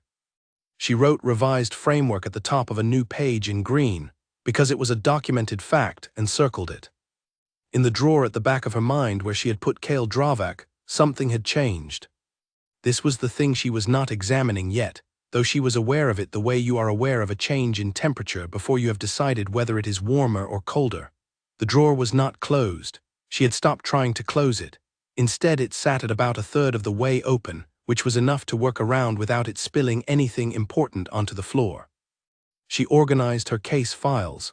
She drafted a mediation proposal for the Ashford PAC's legal representative. She color-coded 3 new documents and updated her calendar. She reorganized her notes on the conclave in a way that was entirely professional and had nothing to do with the fact that by doing so she had to handle the notes she had taken at the central table, which were the most complete notes she had ever taken, because she had been paying very close attention, and not all of it had been to the sessions. She noticed this and moved on. At 7 in the evening, Dalen knocked. "The brief worked," he said. He came in and sat without being invited, which meant something had shifted in his assessment of her since Monday. She appreciated this. Holt met with Kale this afternoon. He is not formally in Kale's coalition, but he has indicated he will not support a challenge on the grounds Bliss has been constructing. "Good," she said. "What grounds is Bliss constructing?" Dalen's expression shifted. He is arguing that the mark, because it was given to a human, and specifically to a human with no PAC affiliation, creates an ambiguity in succession law. He paused. If the mark stands and the relationship it implies becomes formal, there are questions about offspring and PAC rights that is a hypothetical argument from a starting point that is already being removed, Nadia said. The removal ritual is in 4 days. Bliss is arguing about a future state that is not going to exist. Dalen was quiet. She looked at him. "What?" "He is arguing that the removal ritual requires the willing consent of the marked," he said, "and that your consent may not be entirely free, given that the mark itself has a biological effect on the human it is placed on." She put down her pen. "What biological effect?" Dalen looked at the desk, he looked at the window, he looked at the floor. "It is in the customs documentation," he said, "Chapter 9. She had read to Chapter 8. She said nothing. She got out her documentation. She found Chapter 9. She read it again. Chapter 9 described the effect of an alpha mark on a non-wolf. It was not dramatic. It was not instantaneous. It was a gradual process, beginning approximately 72 hours after the mark was given, which put the start at about noon on the day of the conclave, involving a subtle shift in the marked person's perception. Not their thoughts, not their decisions, their attention. The mark oriented the marked person's natural attention slightly toward the alpha who had given it, in the way that a compass oriented slightly toward north. The documentation was careful to note that this did not override choice, decision-making, or values. It was an orientation, not a control. She sat very still. She thought about a working room with a lamp and 2 cold cups of coffee. She thought about the question, what decision, and she thought about saying his name for the first time, and she thought about glad she had asked. She thought about going to sleep thinking about nothing at all for the first time in years. She closed the documentation. She opened it again. She read the relevant paragraph 3 more times very carefully, looking for qualifications, exceptions, and the specific limits of the effect. She found 4 qualifications. The first was that the effect was proportional to proximity, stronger when the marked person and the alpha were in the same room, weaker at distance. The second was that the effect was not permanent and reversed naturally after the removal ritual. The third was that it did not generate feelings that did not already have some foundation. It amplified existing signals. It did not create what was not there. She sat with the third qualification for a very long time. It did not create what was not there. She looked at the blank page. She looked at the word sequenced. She thought about a person who sat across the table rather than at its head, and agreed to reasonable conditions without modifications, and told her true things because he said he would. She thought about a wolf that had been quiet for 3 days, and had made a decision it was waiting for its human to catch up to. She was very much her father's daughter in this one specific way. She could identify with precision the moment when a problem had shifted from something she was managing to something that was managing her, and she had a 3-step protocol for that moment. The first step was to stop pretending the shift had not happened. The second step was to write it down. The third step was to figure out what she actually thought, as opposed to what she had been telling herself she thought. She took out a fresh page of the legal pad. She wrote at the top in her small, even handwriting, what is actually happening. Under that she wrote, "The mark has a biological effect. This is documented. I was not told about it for 8 days. Bliss is using this as grounds to question my consent.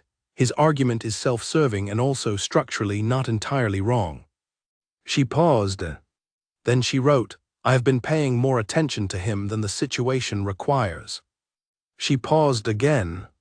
Then she wrote, "This was true before 72 hours." She put the pen down.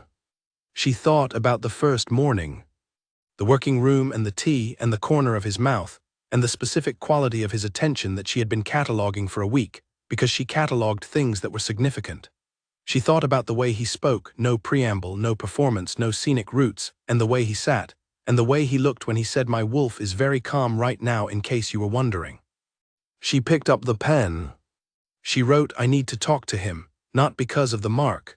Before I make any decision about what the mark means, I need to know what is mine and what belongs to it." She looked at the page. This was the most honest thing she had written in a week. She folded it and put it in the unlabeled section. She closed the folder. She went and knocked on the door of Dalen's room down the corridor, because Dalen's room was between her room and wherever Kale was, and that was the correct order of things. Dalen opened the door. He looked at her face. He said nothing. "I need to speak with him," she said. "Yes," Dalen said, "I expected that." He took her to a small room on the upper floor that she had not been in before, a room with 2 chairs and a fire in the grate and no table between the chairs, which she noted because the absence of the table was something she had not arranged, and also something she found she did not mind. Kale was already there. He stood when she came in. Old habit, she thought, or instinct, or both. The kind of thing people did when they were not performing it, when the body moved before the mind weighed in. She sat in one of the chairs. He sat in the other. She said, "I read chapter 9. He said, "I know, Dalen told me." "You knew," she said, "about the orientation effect." "Yes." "You did not tell me." "No," he said, "I should have. I was going to after the conclave when the immediate pressure was lower." He paused. "That was the wrong choice. I apologize." She held the apology. It was direct and specific and had no qualifications attached to it, which was how she knew it was genuine. "It changes things," she said. "Does it?" he said. "It changes what I know," she said. "It does not necessarily change what is real." "I need to know the difference." She looked at the fire, then at him. "The documentation says the effect amplifies what is already there. It does not create what is not." "Yes," he said. "So I need to know," she said, "what was there before 72 hours. He looked at her for a moment, then quietly he said, "What do you think was there?" "I am asking you," she said, "because you have been in this territory longer than I have. Your wolf recognized something. I need to know what it was recognizing." He was quiet for a moment. His hands were on the arms of the chair at rest, the way everything about him was at rest, that deep, unperformed stillness. "Someone who does not stop arguing because the room is unexpected," he said. "Someone who drops maps and does not chase them because the argument matters more. Someone who asks for an appointment to discuss removal and then shows up and protects the thing she is trying to have removed because she will not be a variable in someone else's strategy." He paused. "My wolf recognized someone who is entirely herself, all the time, without effort, without performance." He looked at her steadily. "That is what it recognized." The fire moved in the grate. "I have been paying attention to you," she said, "more than the situation requires." "Yes," he said, "I know." "Is that mine," she said, "or is it the mark's effect?" He was quiet for a long moment, not the thinking quiet, the other one, the one that meant he was being precise. "I cannot tell you with certainty," he said. "I can tell you what I have observed. You began cataloging my habits on the first morning. You moved the margin notes into a separate section of your folder on the second day. You used my name on the second day of the conclave, which you had been deliberately not doing, and it was not an accident." He paused. "You asked me to tell you about my wolf's decision. The mark does not prompt that request. That was yours." She looked at the fire. She thought about the drawer that would not close. The removal ritual is in 4 days, she said. Yes, he said. I have not changed my mind about attending it, she said.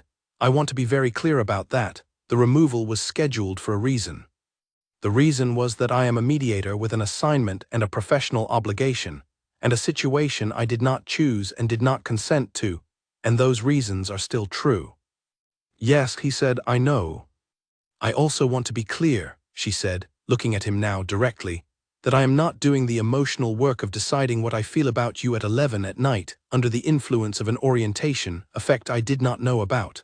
I am going to do that work when I know what portion of it is mine.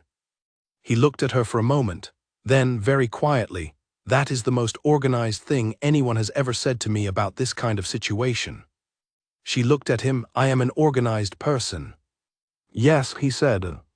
You are, and the corner of his mouth moved, and this time it was not the brief half-second of before. It stayed longer, enough that she could see what was under it, not amusement exactly, but something warmer than that, something she did not have a color for yet. 4 days, she said. She stood. After the removal, when I know what is mine, I will finish that conversation. All right, he said. She walked to the door. She stopped. She had stopped at doors a great deal in the past week, and she was starting to wonder if her subconscious was using doors as a timing mechanism. Kale, she said. Yes. The things I said about my assignment and my professional obligation, she said, those are true. I know, he said. The other thing is also true, she said.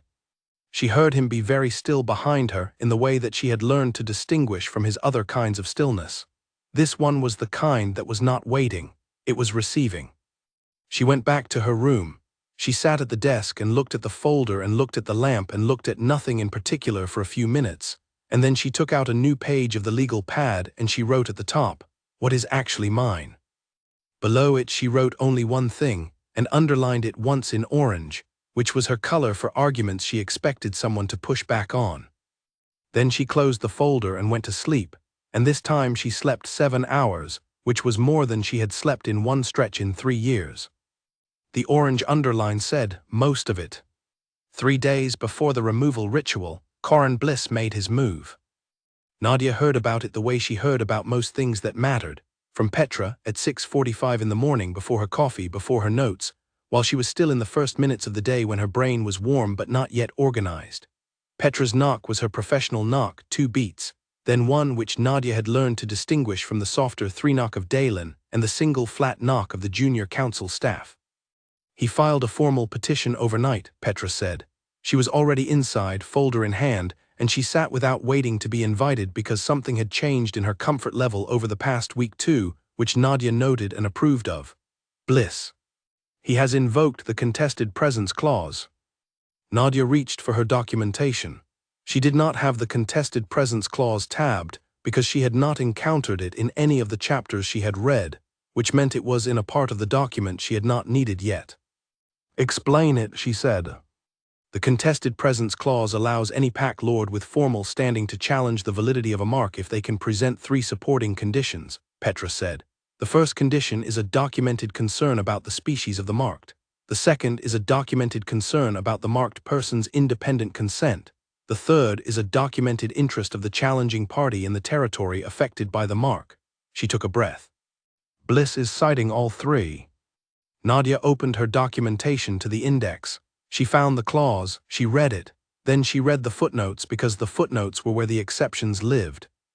The third condition, she said, his river rights claim. Yes, Petra said, he filed the river rights petition at the conclave to establish standing. Now he is using that standing to invoke the clause. How long does he have to file the supporting evidence? 48 hours from the petition date. Nadia looked at the clock on her desk, which was filed overnight. Yes, which means the deadline is tomorrow at midnight. She leaned back in her chair. She looked at the ceiling and then at the documentation and then at the folder where the unlabeled section lived, quiet at the back, with the page that said most of it. And if the petition is upheld. The removal ritual is suspended, Petra said, pending a formal tribunal of 3 neutral pack elders. The tribunal reviews the conditions and makes a determination about whether the mark stands or falls. which puts everything in the hands of three people who know nothing about the actual situation, Nadia said. Yes. How long does the tribunal take? 6 weeks minimum, Petra said, potentially 3 months. Nadia was very still for a moment. She was doing the arithmetic that she always did when a problem arrived, the calendar arithmetic, the obligation arithmetic, the what does this cost and who pays it arithmetic. Her assignment was 6 weeks. A 3-month tribunal would triple her time here. The Greywood-Ashford case would be resolved well within 6 weeks, which meant she would be here for the tribunal with no professional basis for remaining in the Crown Council's residential wing, no assignment covering her expenses, and no clear role other than being the contested party in a legal proceeding she had stumbled into by walking through an unlocked door. He is boxing me in, she said. He is, Petra agreed. If the tribunal validates the mark, the removal ritual is blocked indefinitely while any further challenges are processed. If the tribunal invalidates the mark, the abandoned mark protocol kicks in immediately, and every unmated alpha in the territory reads it as an open invitation, Petra finished. Nadia looked at her documentation. She looked at her legal pad. She thought about 3 months in a room where she had no function and someone else controlled the timeline, and something rose in her chest that she recognized as anger, the clean, specific kind, the kind that was not chaotic or loud but had edges on it like something that had been sharpened. She felt it arrive, and she felt the familiar sense of it settling her rather than scattering her, the way it always did. Anger made her precise, it always had. I need to speak with Cale, she said, and I need the full text of the contested presence clause, including all footnotes and historical precedents. And I need to know specifically whether there is a counterpetition process, how long it takes to file, and what the required evidence is. There is, Petra said. She was already pulling papers from her folder. Nadia looked at her with genuine appreciation. You prepared for this, Nadia said. I expected it, Petra said simply, after the session on the second conclave day. What tipped you? The way Bliss watched you during the lunch break, Petra said, and the fact that he left the building before the dinner ended. Men like Bliss do not leave early unless they have somewhere more productive to be. Nadia took the papers. You would have made an excellent mediator. Petra looked at her steadily. I was a mediator, she said, before I came to the council administrative office, 15 years. Nadia held this information for a moment and then filed it in the section of her mind labeled, I should have asked earlier. Then you know what I need. Counterpetition requires a responding brief of no more than 15 pages, Petra said, filed within 24 hours of the original petition. It must address each of the 3 conditions specifically, with documented evidence. A responding brief that does not address all 3 conditions is automatically dismissed. She paused. There is one more requirement. Nadia waited. The marked party must submit a signed declaration of independent consent, Petra said carefully. Witnessed by a neutral party, not Cale, not Dalen, not anyone from the Alpha Kings delegation. The declaration states that the marked party's continued presence in the situation is of their own choosing, without influence from the mark itself. Nadia thought about Chapter 9. The orientation effect, she said. Yes, Petra said. Bliss's argument is that the effect renders any declaration invalid.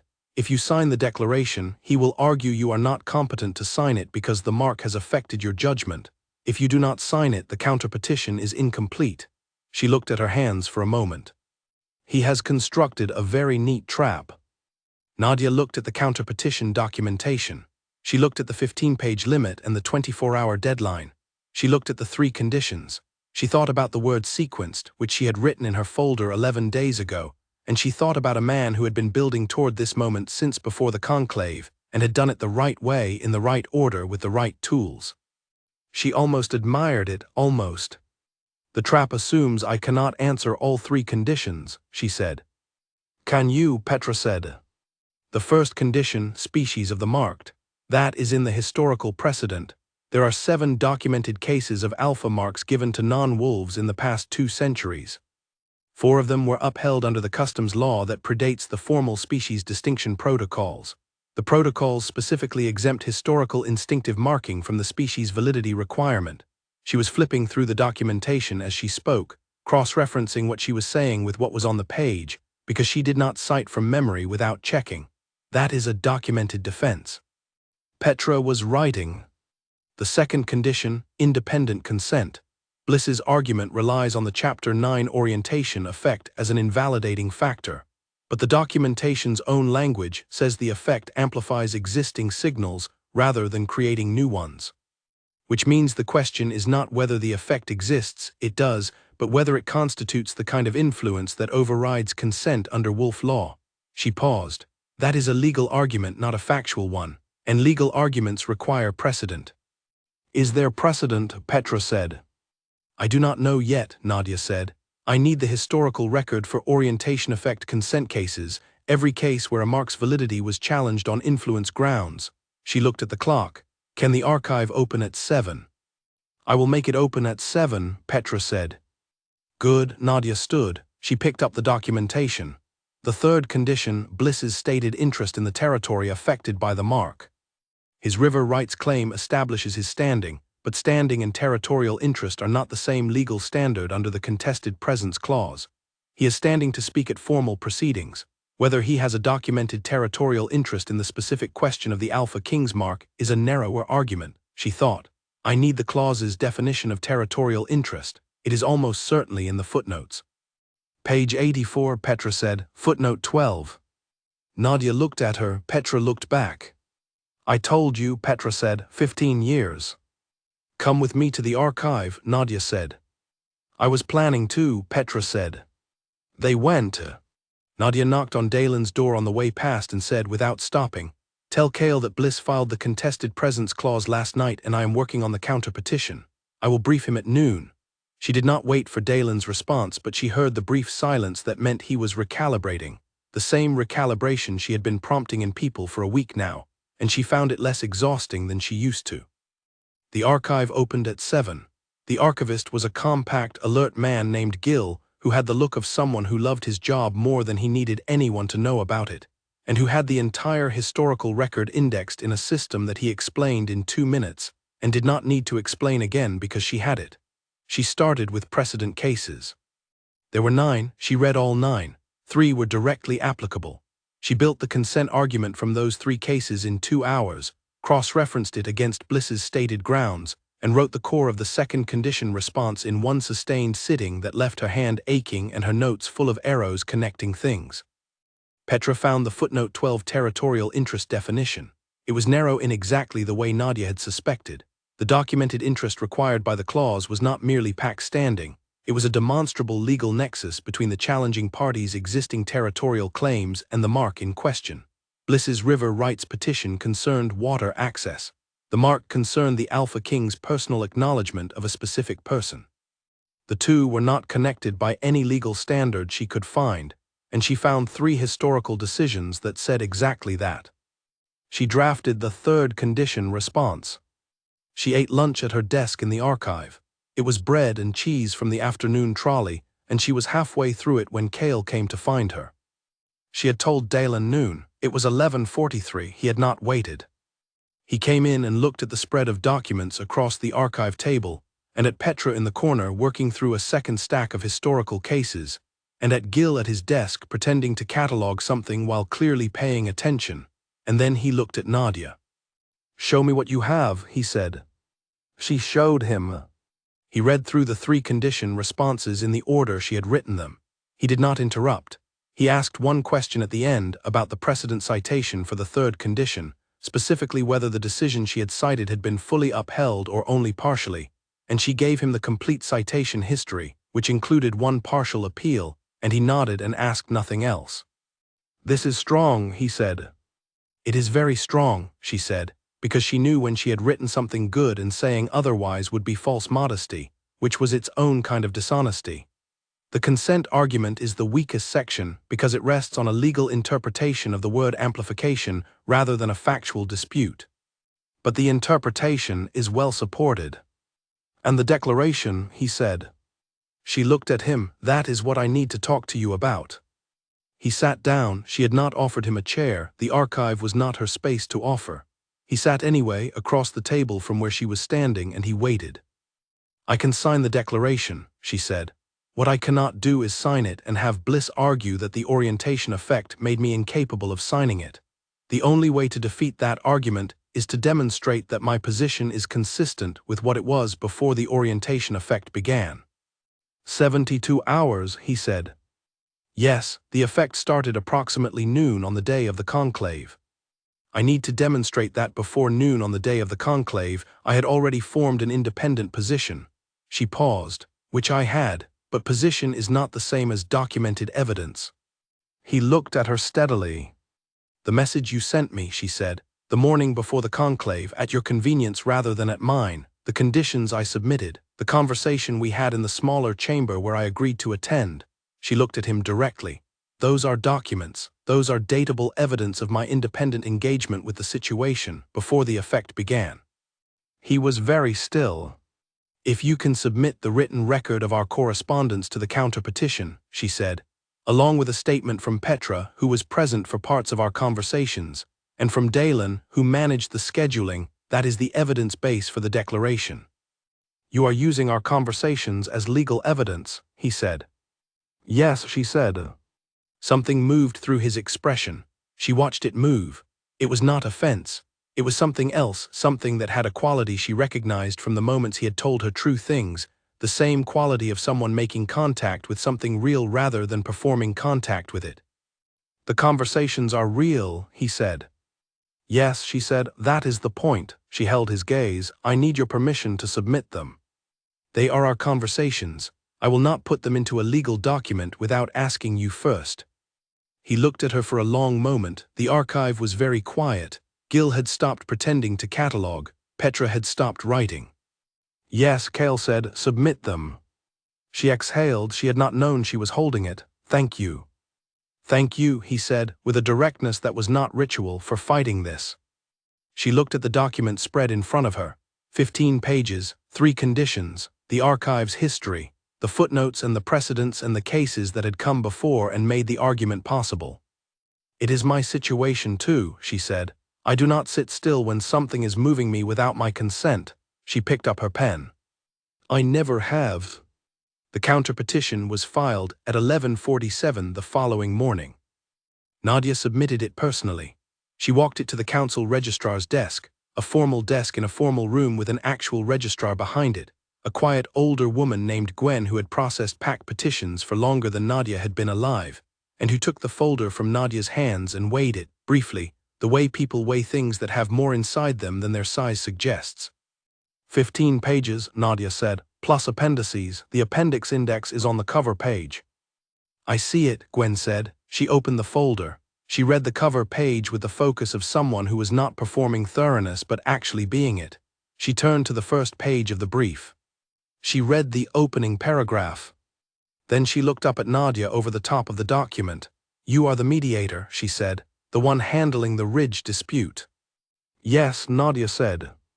Gwen looked back at the brief. You wrote this yourself. With research support from Petra Voss and archival assistance from the Council's Historical Records Department, Nadia said. All contributions are documented in the appendix. Of course they are, Gwen said, in a tone that was so neutral it almost circled back around to warm. She turned 3 more pages. She stopped on the consent precedent section. She read for approximately 60 seconds without speaking. Then she closed the folder, placed it squarely in the center of the receiving tray, and looked at Nadia with an expression Nadia could not quite place, because she had not seen it from Gwen in the 3 weeks she had been walking past this desk with filings. The review panel convenes this afternoon, Gwen said. Under the contested presence clause, a petition and counterpetition filed within the statutory window are reviewed within 48 hours. I know, Nadia said. The review is open to the public per the procedural rules. It is, Gwen said, though the room is small. Small is fine, Nadia said. She picked up her empty folder. Thank you, Gwen. She walked out.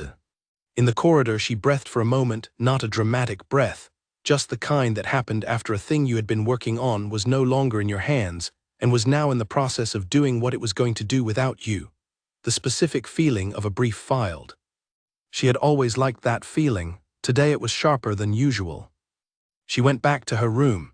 She had a case session in 2 hours, the Greywood representatives' revised framework proposal, which she had been looking forward to in the way she looked forward to things that were within her control.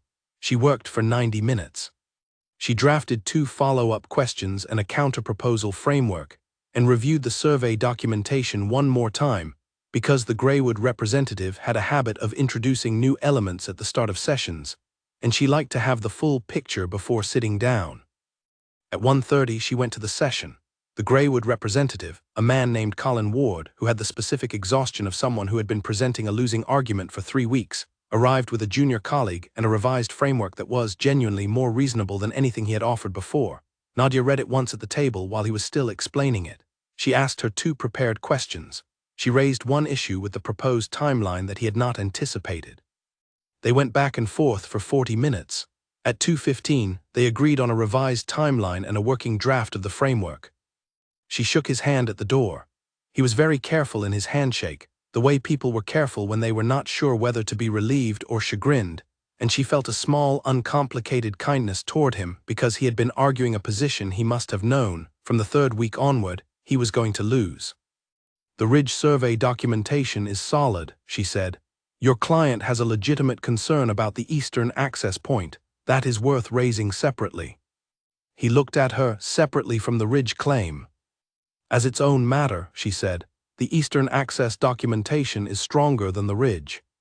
It would have had a better hearing as an independent case." He was quiet for a moment. "You are advising me," he said. "I am a mediator," she said. "I advise both parties toward the best available outcome. The best available outcome for your client includes the eastern access point getting a fair hearing. The Ridge is settled. The eastern point does not have to be." She left him with that and went back to her room and worked for another hour, and then, at 4 o'clock, went downstairs to the small room where the review panel convened. The panel consisted of 3 people. She had expected pack elders. She got something more specific. A retired council judge named Harlan Ward, no relation to the Colin Ward she had just left, she noted, and 2 senior arbitrators from the Territorial Disputes Registry, a woman named Isabel and a man named Pierce. They sat at the front of the small room behind a low table, and the 30 or so people who had come to observe were in the chairs facing them, and Nadia took a seat 3 rows back and opened her folder to a clean page. Bliss was in the 2nd row. He had 3 members of his delegation with him. He did not look at her when she came in, which she noted. Not looking was a choice. It was the choice of someone who had decided she was not the threat he needed to manage yet. He would revise that. The panel began. Harlan Ward read the petition aloud, efficiently and without editorializing. Isabel read the counter-petition's summary paragraph. Pierce asked a procedural question about the filing timeline, which Gwen, seated in the front row in a professional capacity, answered in 4 words. Then the panel moved to the petition's 3 conditions. Condition 1, species of the marked. Bliss presented this himself.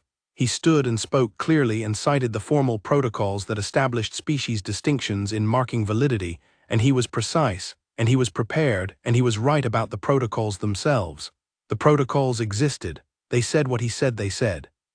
Isabel looked at the counter-petition.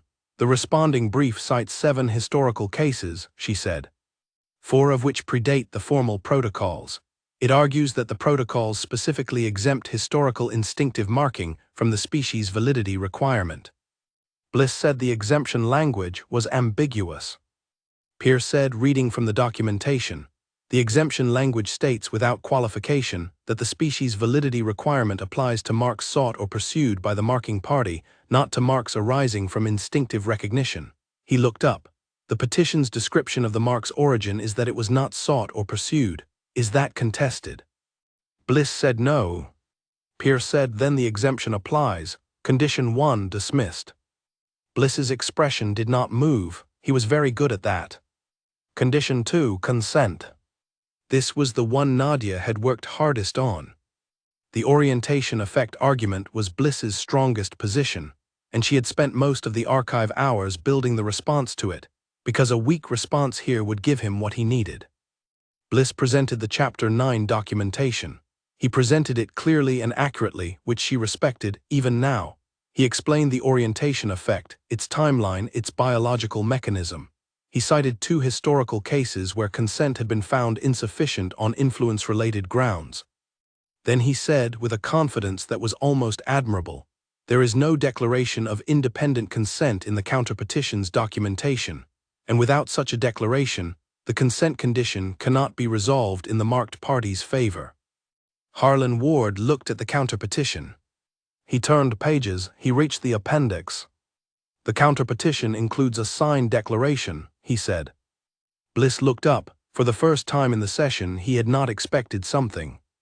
The declaration was witnessed by two neutral parties, Petra Voss, a council administrative officer with no affiliation to the Alpha Kings delegation, and Gwen of the council registry, and is dated 4 days ago. Harlan Ward turned to another appendix section.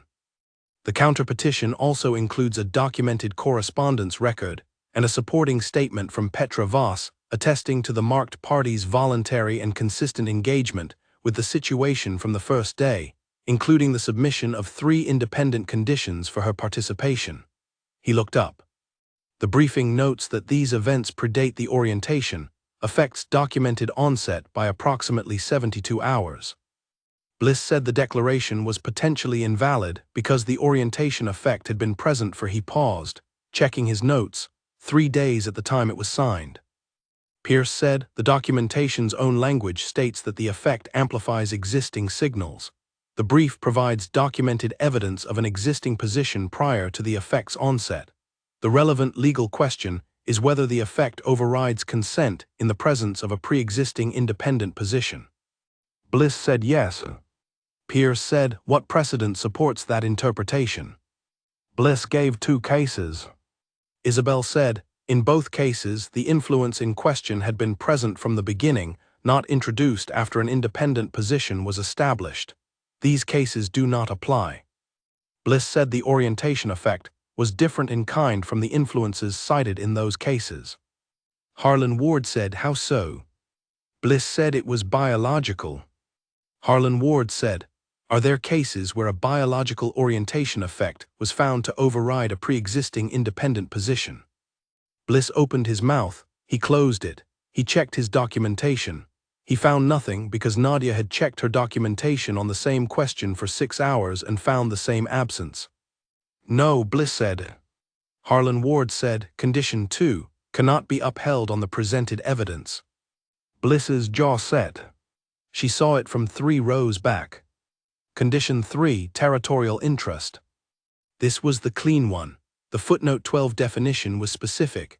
Territorial interest under the clause required a documented legal nexus between the challenging party's existing territorial claims and the mark in question. Bliss's river rights claim was about water access. The mark was about personal acknowledgement. Bliss argued they were connected because the Alpha Kings' personal alliances affected the political structure of the territory, which affected territorial claims generally, which created a nexus by implication. Pierce said, implication is not documentation. What is the documented legal connection between water access in the Eastern Corridor and the Alpha Kings' personal acknowledgement of a specific individual? Bliss said the connection was structural and political. Pierce said, structure and politics are not documented legal nexuses under footnote 12. The definition is specific. Isabel said, this challenge would require us to expand the definition of territorial interest to include all matters that might, in theory, affect the political structure of the territory. That expansion is not supported by any existing precedent and would create a standard under which any person in the territory could challenge any mark on the grounds that all things are connected. That is not the law. Bliss said the panel was interpreting the law too narrowly. Harlan Ward said, we are interpreting the law as it is written. Condition 3 dismissed. The room was quiet. Harlan Ward looked at the full petition. He looked at the counter-petition. He turned to the panel and exchanged 2 sentences with Isabel and Pierce that were too low to hear from 3 rows back. Then he looked up. The petition brought under the contested presence clause, he said, is dismissed on all 3 conditions. The counter-petition is upheld in full. The mark's status is confirmed as undisputed, and the scheduled removal ritual may proceed as previously arranged. Bliss stood, I request a formal appeal. Harlan Ward said, appeals are submitted in writing within 7 days. The status of the mark during any appeal period remains as determined by this panel. The removal ritual may proceed. Bliss sat down. The room was not celebrating, it was too formal for that. But there was a movement in it, a settling, the way a room settled when something that had been contested was no longer contested, when the weight of an unresolved thing was lifted and everything adjusted to its absence. Nadia closed her folder. She sat for a moment in the specific quiet of a brief that had done what it was supposed to do. She felt something she could not quite fit in any of her existing colors, not satisfaction, not relief, but something like both of those in a proportion she had not combined before. Dalen appeared at her shoulder. She had not seen him come in. He must have been in the back row. That was exceptional work, he said very quietly. Petra and Gil did the archive, she said. You built the argument, he said. There is a difference, he paused. Kale wants to speak with you tonight. She looked at her folder. She thought about 3 days to the removal ritual and the page in the unlabeled section and the orange underline. Tell him I will come at 8, she said. He said at your convenience, Dalen said. 8 is convenient, she said. Dalen was quiet for a moment. She looked up at him. His expression was the one she had started to recognize as his version of something that was not quite professional, something that had warmth in it, carefully contained, the way someone contained warmth in a formal context when they were not sure yet what the rules were for it. He is going to want to thank you properly, Dalen said. He can thank me properly at 8, she said. She stood. She picked up her folder. She walked out of the small room past Bliss's delegation, past Gwen at the front, past the row of observers. Bliss was talking to one of his people in a low voice as she passed. She did not look at him. She did not need to. She had not been building an argument against Corin Bliss. She had been building an argument for the actual situation, which was what she always did, and the actual situation had held. At the door she stopped and turned back, not for any dramatic reason, but because she had left her pen on the chair, and she never left pens behind if she could help it. She went back for it, picked it up and walked out. On the way past Gwen, she said, "Thank you for the witness signature." Gwen said, "It was the truth. That is all a signature needs to be." Nadia nodded once and went up the stairs and did not think about the 8 o'clock conversation yet, because it was not 8 o'clock, and she had files that needed closing, and she was going to do the work that was in front of her before she did the work that was coming. She always had. She knocked on his door at 8 exactly. Not because she had been standing in the corridor waiting for the clock, but because she had finished what she was doing at 7:52 and walked 2 corridors at a pace that arrived at his door 8 minutes later. She knocked. He opened the door and she went in. The room was the same one as before, the 2 chairs, the fire, no table between them. She sat. He sat. She had her folder with her out of habit, which she noticed and put on the floor rather than on her lap because tonight was not a notes occasion. You came to the hearing, she said. It was not a question. She had not seen him there, but she had sensed the back of the room filling in the last few minutes before it started, and there were not many people in this building whose presence she could sense without turning around. Yes, he said, I did not want to be visible, it was your hearing. She looked at him, it was your Mark's hearing. Your argument, he said, your work. I did not want my presence to change what the panel saw when they looked at you. She held this, you were worried it would look like pressure. You had already done the work, he said. I was there because I wanted to be there, not because I could contribute anything. He paused. That is a new situation for me. Wanting to be somewhere you cannot contribute. Yes, he said. She looked at the fire. She looked at her folder on the floor. She looked at her hands, which were steady and clean and still held a faint ink mark on the right index finger from the pen she had not left behind. I want to tell you something, she said, before we talk about anything else. He waited. 3 days from now, the removal ritual proceeds, she said.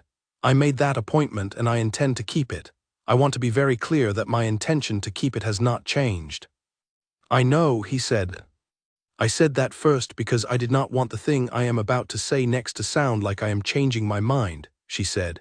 I am not changing my mind about the removal. I am clarifying something that I had not finished clarifying when we last spoke. He was watching her with the fire on his left side and the room's lamp behind him, and that unperformed steadiness that she had stopped cataloging as behavior and started simply accepting as the quality of his attention. She had stopped needing to name everything about him. That was itself a piece of information. I did the work, she said, not just last night and the night before. I mean the actual interior work, the accounting. She paused. I took Chapter 9 seriously. I took the orientation effect seriously. I sat with it for 3 days and I mapped out what was mine and what belonged to it as best I could. And, he said. She looked at her hands. The chapter says the effect amplifies existing signals. It does not create what is not there. She looked up. I believe that. I believe it is accurate in my case. The existing signals were there before the conclave. I have documented evidence of this. A small pause. I have the notes I take when I am paying attention to something, and I can tell you the date I started taking them. He was very still. The day of the first working room, she said. With the tea, before the conclave, before 72 hours. She said it without looking away. I was paying attention to you, more than the situation required. I knew it then. I chose not to examine it then because I had a petition to file and a mark to manage and a case to argue, and I do not do emotional work in the middle of a storm. I do it when the storm has passed enough to think in. Has it? He said, quiet, direct. Mostly, she said, there are still some weather patterns. The corner of his mouth moved. She watched it because she had been watching it for 2 weeks and had developed a theory about which things caused which kinds of movement, and the kind it did now was new. It stayed longer than the half-second and longer than the dinner-table version, and it was warmer than either of those had been, and she thought, that is the thing underneath the thing, the actual one. I want to say something about the removal, he said. She listened. I told you on the second morning that the mark can be removed, he said. I told you this because you deserve to know and because the choice belonged to you. I am still telling you that. I have no wish to hold something over you that you did not choose. I know, she said. But I want to be honest with you about what the removal means from my side, he said. Not to change your mind, because you asked me to tell you true things. Yes, she said, I did. If the mark is removed, he said, my wolf's recognition does not go with it. The recognition was the beginning. The mark is like writing a thing down. You can cross it out. The thought is still in the page. She sat with this for a moment. You are telling me the removal does not undo what your wolf recognized. Yes. What does that mean practically? She said. After the removal. It means that in terms of pack law and formal standing, you are a free agent, he said.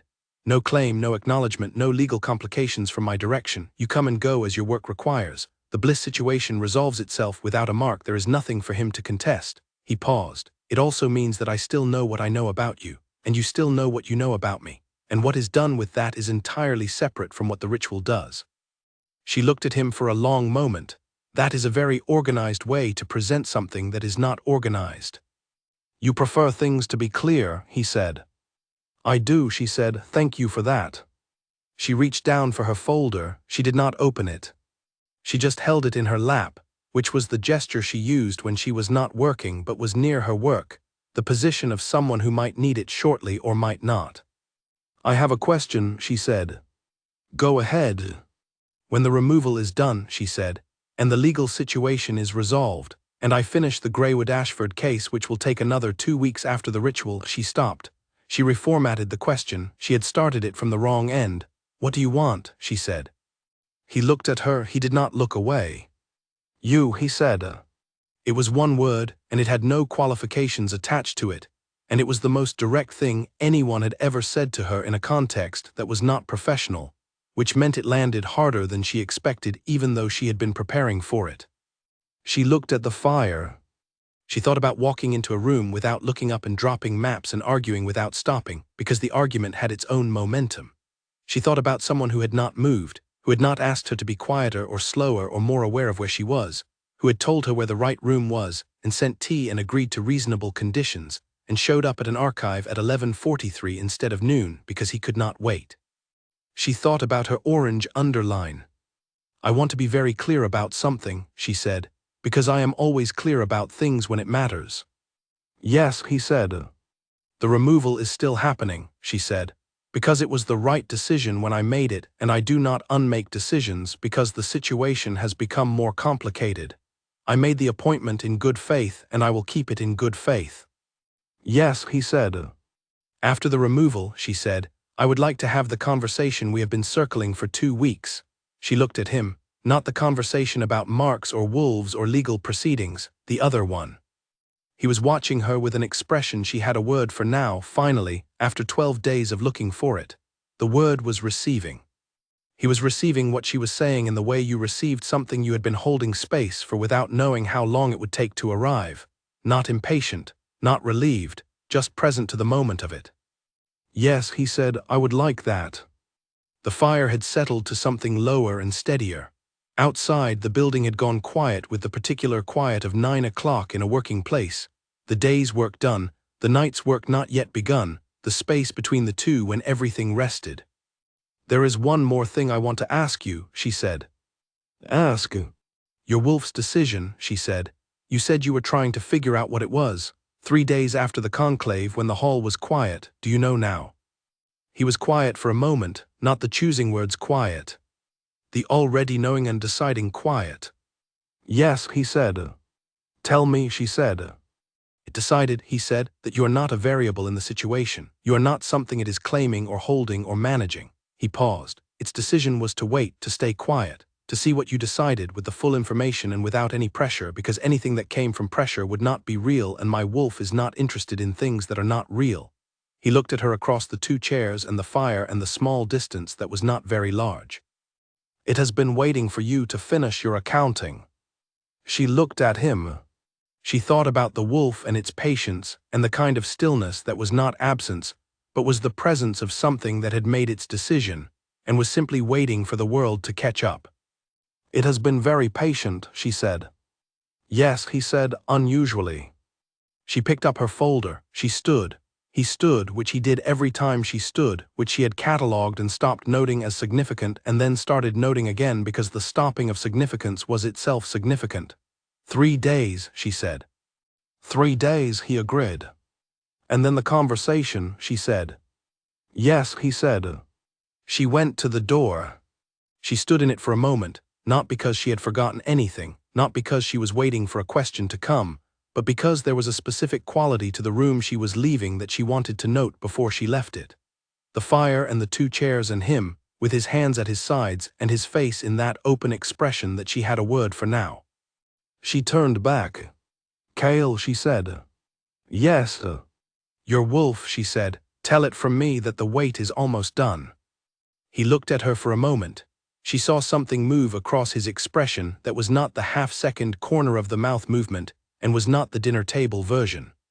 It was something she had not seen from him before, something that had not been available to see because it had been waiting for this specific thing to unlock it.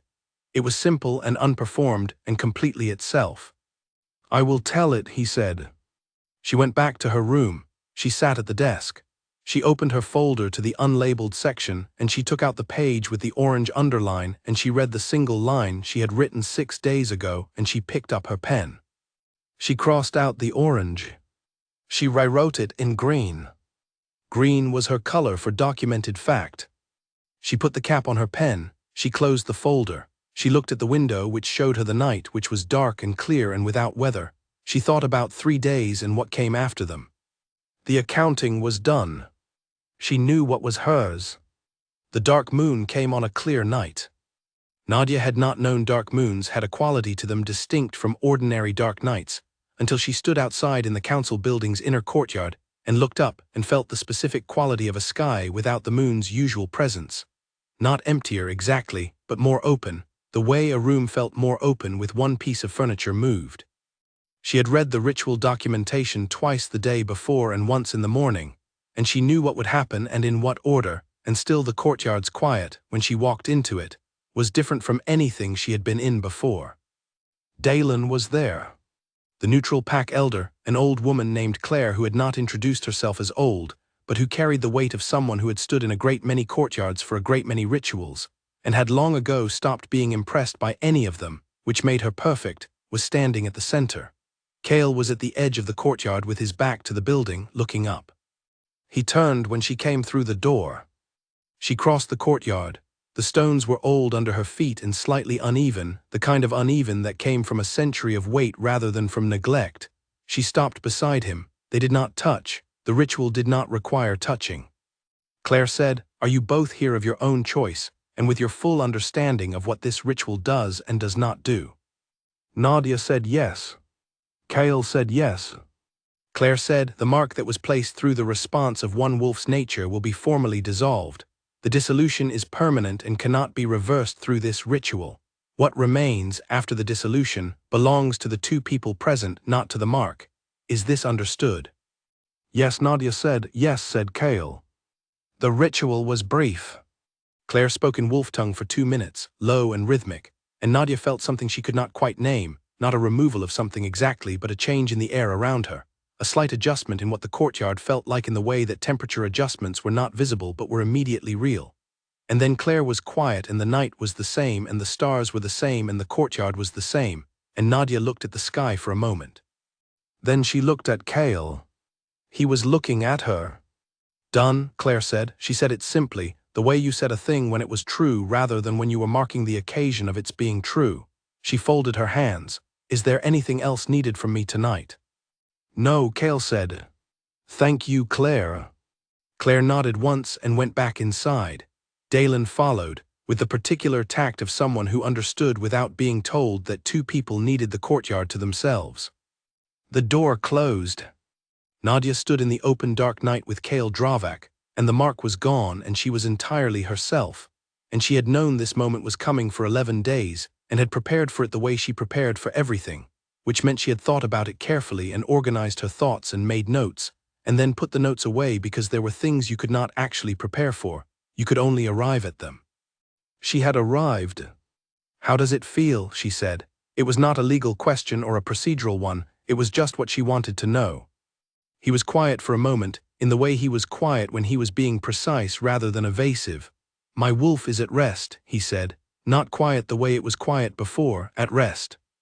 There is a difference, she said. Yes, quiet was waiting. This is, arrived at the place it was waiting to arrive at. She looked up at the dark sky. Claire said what remains after the dissolution belongs to the two people present. Yes, he said. I want to tell you what remains, she said, on my side. He waited. He was the best waiter she had ever encountered, in the sense that his waiting had no impatience underneath it, no performance of patience that was actually the performance of wanting the wait to be over. He simply waited cleanly, with his full attention given to the person he was waiting for. The Greywood-Ashford case will be resolved in 10 days, she said, possibly 8 now that the framework is agreed. She was not starting with logistics because she was avoiding the point. She was starting with logistics because the logistics were part of the point and she did not want to separate them from it. After the case closes, my assignment ends. I'm employed by the Crown Counsel's mediation office. I'm not stationed here permanently. I know, he said. I want to be direct about what I am saying, she said. I am not saying I will leave and that is that. I am saying that staying or coming back or whatever the arrangement looks like would require actual arrangement. On my part and on yours, I do not do things informally. I am not built for informal. I know, he said. Is that something you want to do, she said, the arrangement? He looked at her. The dark night was around them and the courtyard stones were under their feet, and his expression was the one she had a word for receiving, and under it was the one she had only seen once, the night 3 days ago when she had said, "Tell your wolf the wait is almost done." Yes, he said. She held it, the word, its weight, its complete absence of qualifications. I am not an easy person to arrange things around, she said. I have a system. The system has a color code. I am particular about my documentation and my time and the way my work is treated. I do not compromise my work for relationships. I never have. I would not ask you to, he said. You say that now, she said. I need to know you understand that I mean it as a fixed point, not as a caveat. He looked at her steadily. My wolf recognized you because you are entirely yourself without effort, he said. All the time, in an empty room and in a council chamber full of pack lords and in an archive at 6 in the morning and in a courtyard at midnight. You are the same person in all of those places, that is what it recognized. He paused. I am not going to ask you to be a different person in any of those places, that would defeat the entire point. She looked at him. She thought about the moment she had walked through an unlocked door, and not looked up and argued at the back of a stranger's head about river surveys, and the chain of events that had come from that single moment, the mark and the conclave and Bliss and the archive and the counter-petition and Claire and the courtyard and this. She thought about how none of it had been the assignment she came here for, and how all of it had been, in a way she did not have a color for yet, because it needed a new color, one she had not used before, real. More real than most of the things she had organized and planned and prepared for. "You agreed to my conditions," she said. "They were reasonable," he said. "Most people do not agree to conditions without modifications." "Most people are asked unreasonable conditions," he said, "or their conditions are unreasonable and the other person agrees out of discomfort rather than agreement. You asked for things that made sense. Of course I agreed." She looked at the wall above the courtyard door, then back at him. "I have new conditions," she said. The corner of his mouth, the longer version, the warm one. "Go ahead," he said. "First," she said, "everything is honest. If something is not working, we say so. I do not manage problems by not naming them. I name them and then solve them." "Agreed," he said. "Second," she paused, "the work is the work, yours and mine. Neither of us subordinates it to the other's schedule without conversation first." "Agreed," he said. Third, she stopped. She had not written this one down. She had composed it during the case session this morning while Colin Ward was presenting his revised framework, and she had held it all day without looking at it directly because it was the one that was actually not a condition and both of them would know it. She said it anyway. "I am not here because of the mark," she said. "I want you to know that clearly. The mark is gone. This, whatever the arrangement looks like, is mine. I am choosing it. I am saying yes to it with the full accounting done and the notes in green and the drawer open all the way." She looked at him. "I am choosing it because you are the most straightforward, complicated person I have ever met, and because you sat across the table rather than at its head, and because you told me true things and you sent tea and you did not tell me to put the folder down." She stopped. She had not meant to say all of it. She found she did not mind having said it. Cale looked at her. He was very still, the way he was still when the receiving was complete, and the thing received was significant. "That was more than a condition," he said. "Yes," she said, "I know." "Are you finished?" he said, not meaning "please stop," meaning "have you said the thing you needed to say?" "Yes," she said. He crossed the small remaining distance between them, and he did something she had not seen him do in 12 days of watching him. He put his hand out, palm up, open, in the universal language of an offering rather than a claim. She looked at his hand. She put hers in it. His hand was warm and steady and closed around hers without pressure, not holding on, just present, the way he was present to everything, the way she was learning he would be present without drama or wavering because that was what he was and what he was did not change based on the room. They stood in the dark courtyard for a moment. "Your wolf," she said. "Completely at rest," he said. She nodded. She thought about a wolf that had been quiet for 12 days and had made a decision and waited, with a patience she found remarkable and slightly humbling, for the world to complete itself around that decision. She thought about Claire's words, "What remains after the dissolution belongs to the two people present." What remained was considerable. "I want to finish the Greywood-Ashford case properly," she said. 10 days or 8, whatever it is." "Yes," he said, "and after." She thought about 10 days. She thought about color-coded folders and a calendar she had built from scratch and a work table in a room that smelled like old paper and a desk lamp at 2 in the morning, and the specific satisfaction of things being where they were supposed to be. She thought about all of that, and she thought about a dark courtyard and an open hand, and what remained. After, she said, "We arrange something." "Properly," he said, with a gravity that was almost entirely without humor and therefore completely with it. "Properly," she said. She looked up at the sky one more time. The dark moon offered no light, which meant the stars were everything, which meant there were more of them visible than usual, spread across the dark in a way that was not organized by any system she had and was remarkable anyway. She had a thought about that, but she did not say it because it was the kind of thought that needed to go in the new section of her folder and be put in the right color first, and she had not yet decided what color the new section was. Something new, something she had not used before. She would work it out. She always did. The next morning she was at her desk at 6:30 with her folder open and her highlighter uncapped and 2 cups of coffee, one for now and one for later, and she wrote at the top of a new page, "Remaining items." Under it she wrote the case tasks in their order and the filing dates and the names she needed to follow up with, and at the bottom of the list, below all of it, in the new color she had decided on overnight, a warm amber, which was not quite any of her existing categories and was going to need its own tab. She wrote, "The arrangement." She looked at it. She put the cap on her highlighter. She drank her coffee. She got back to work.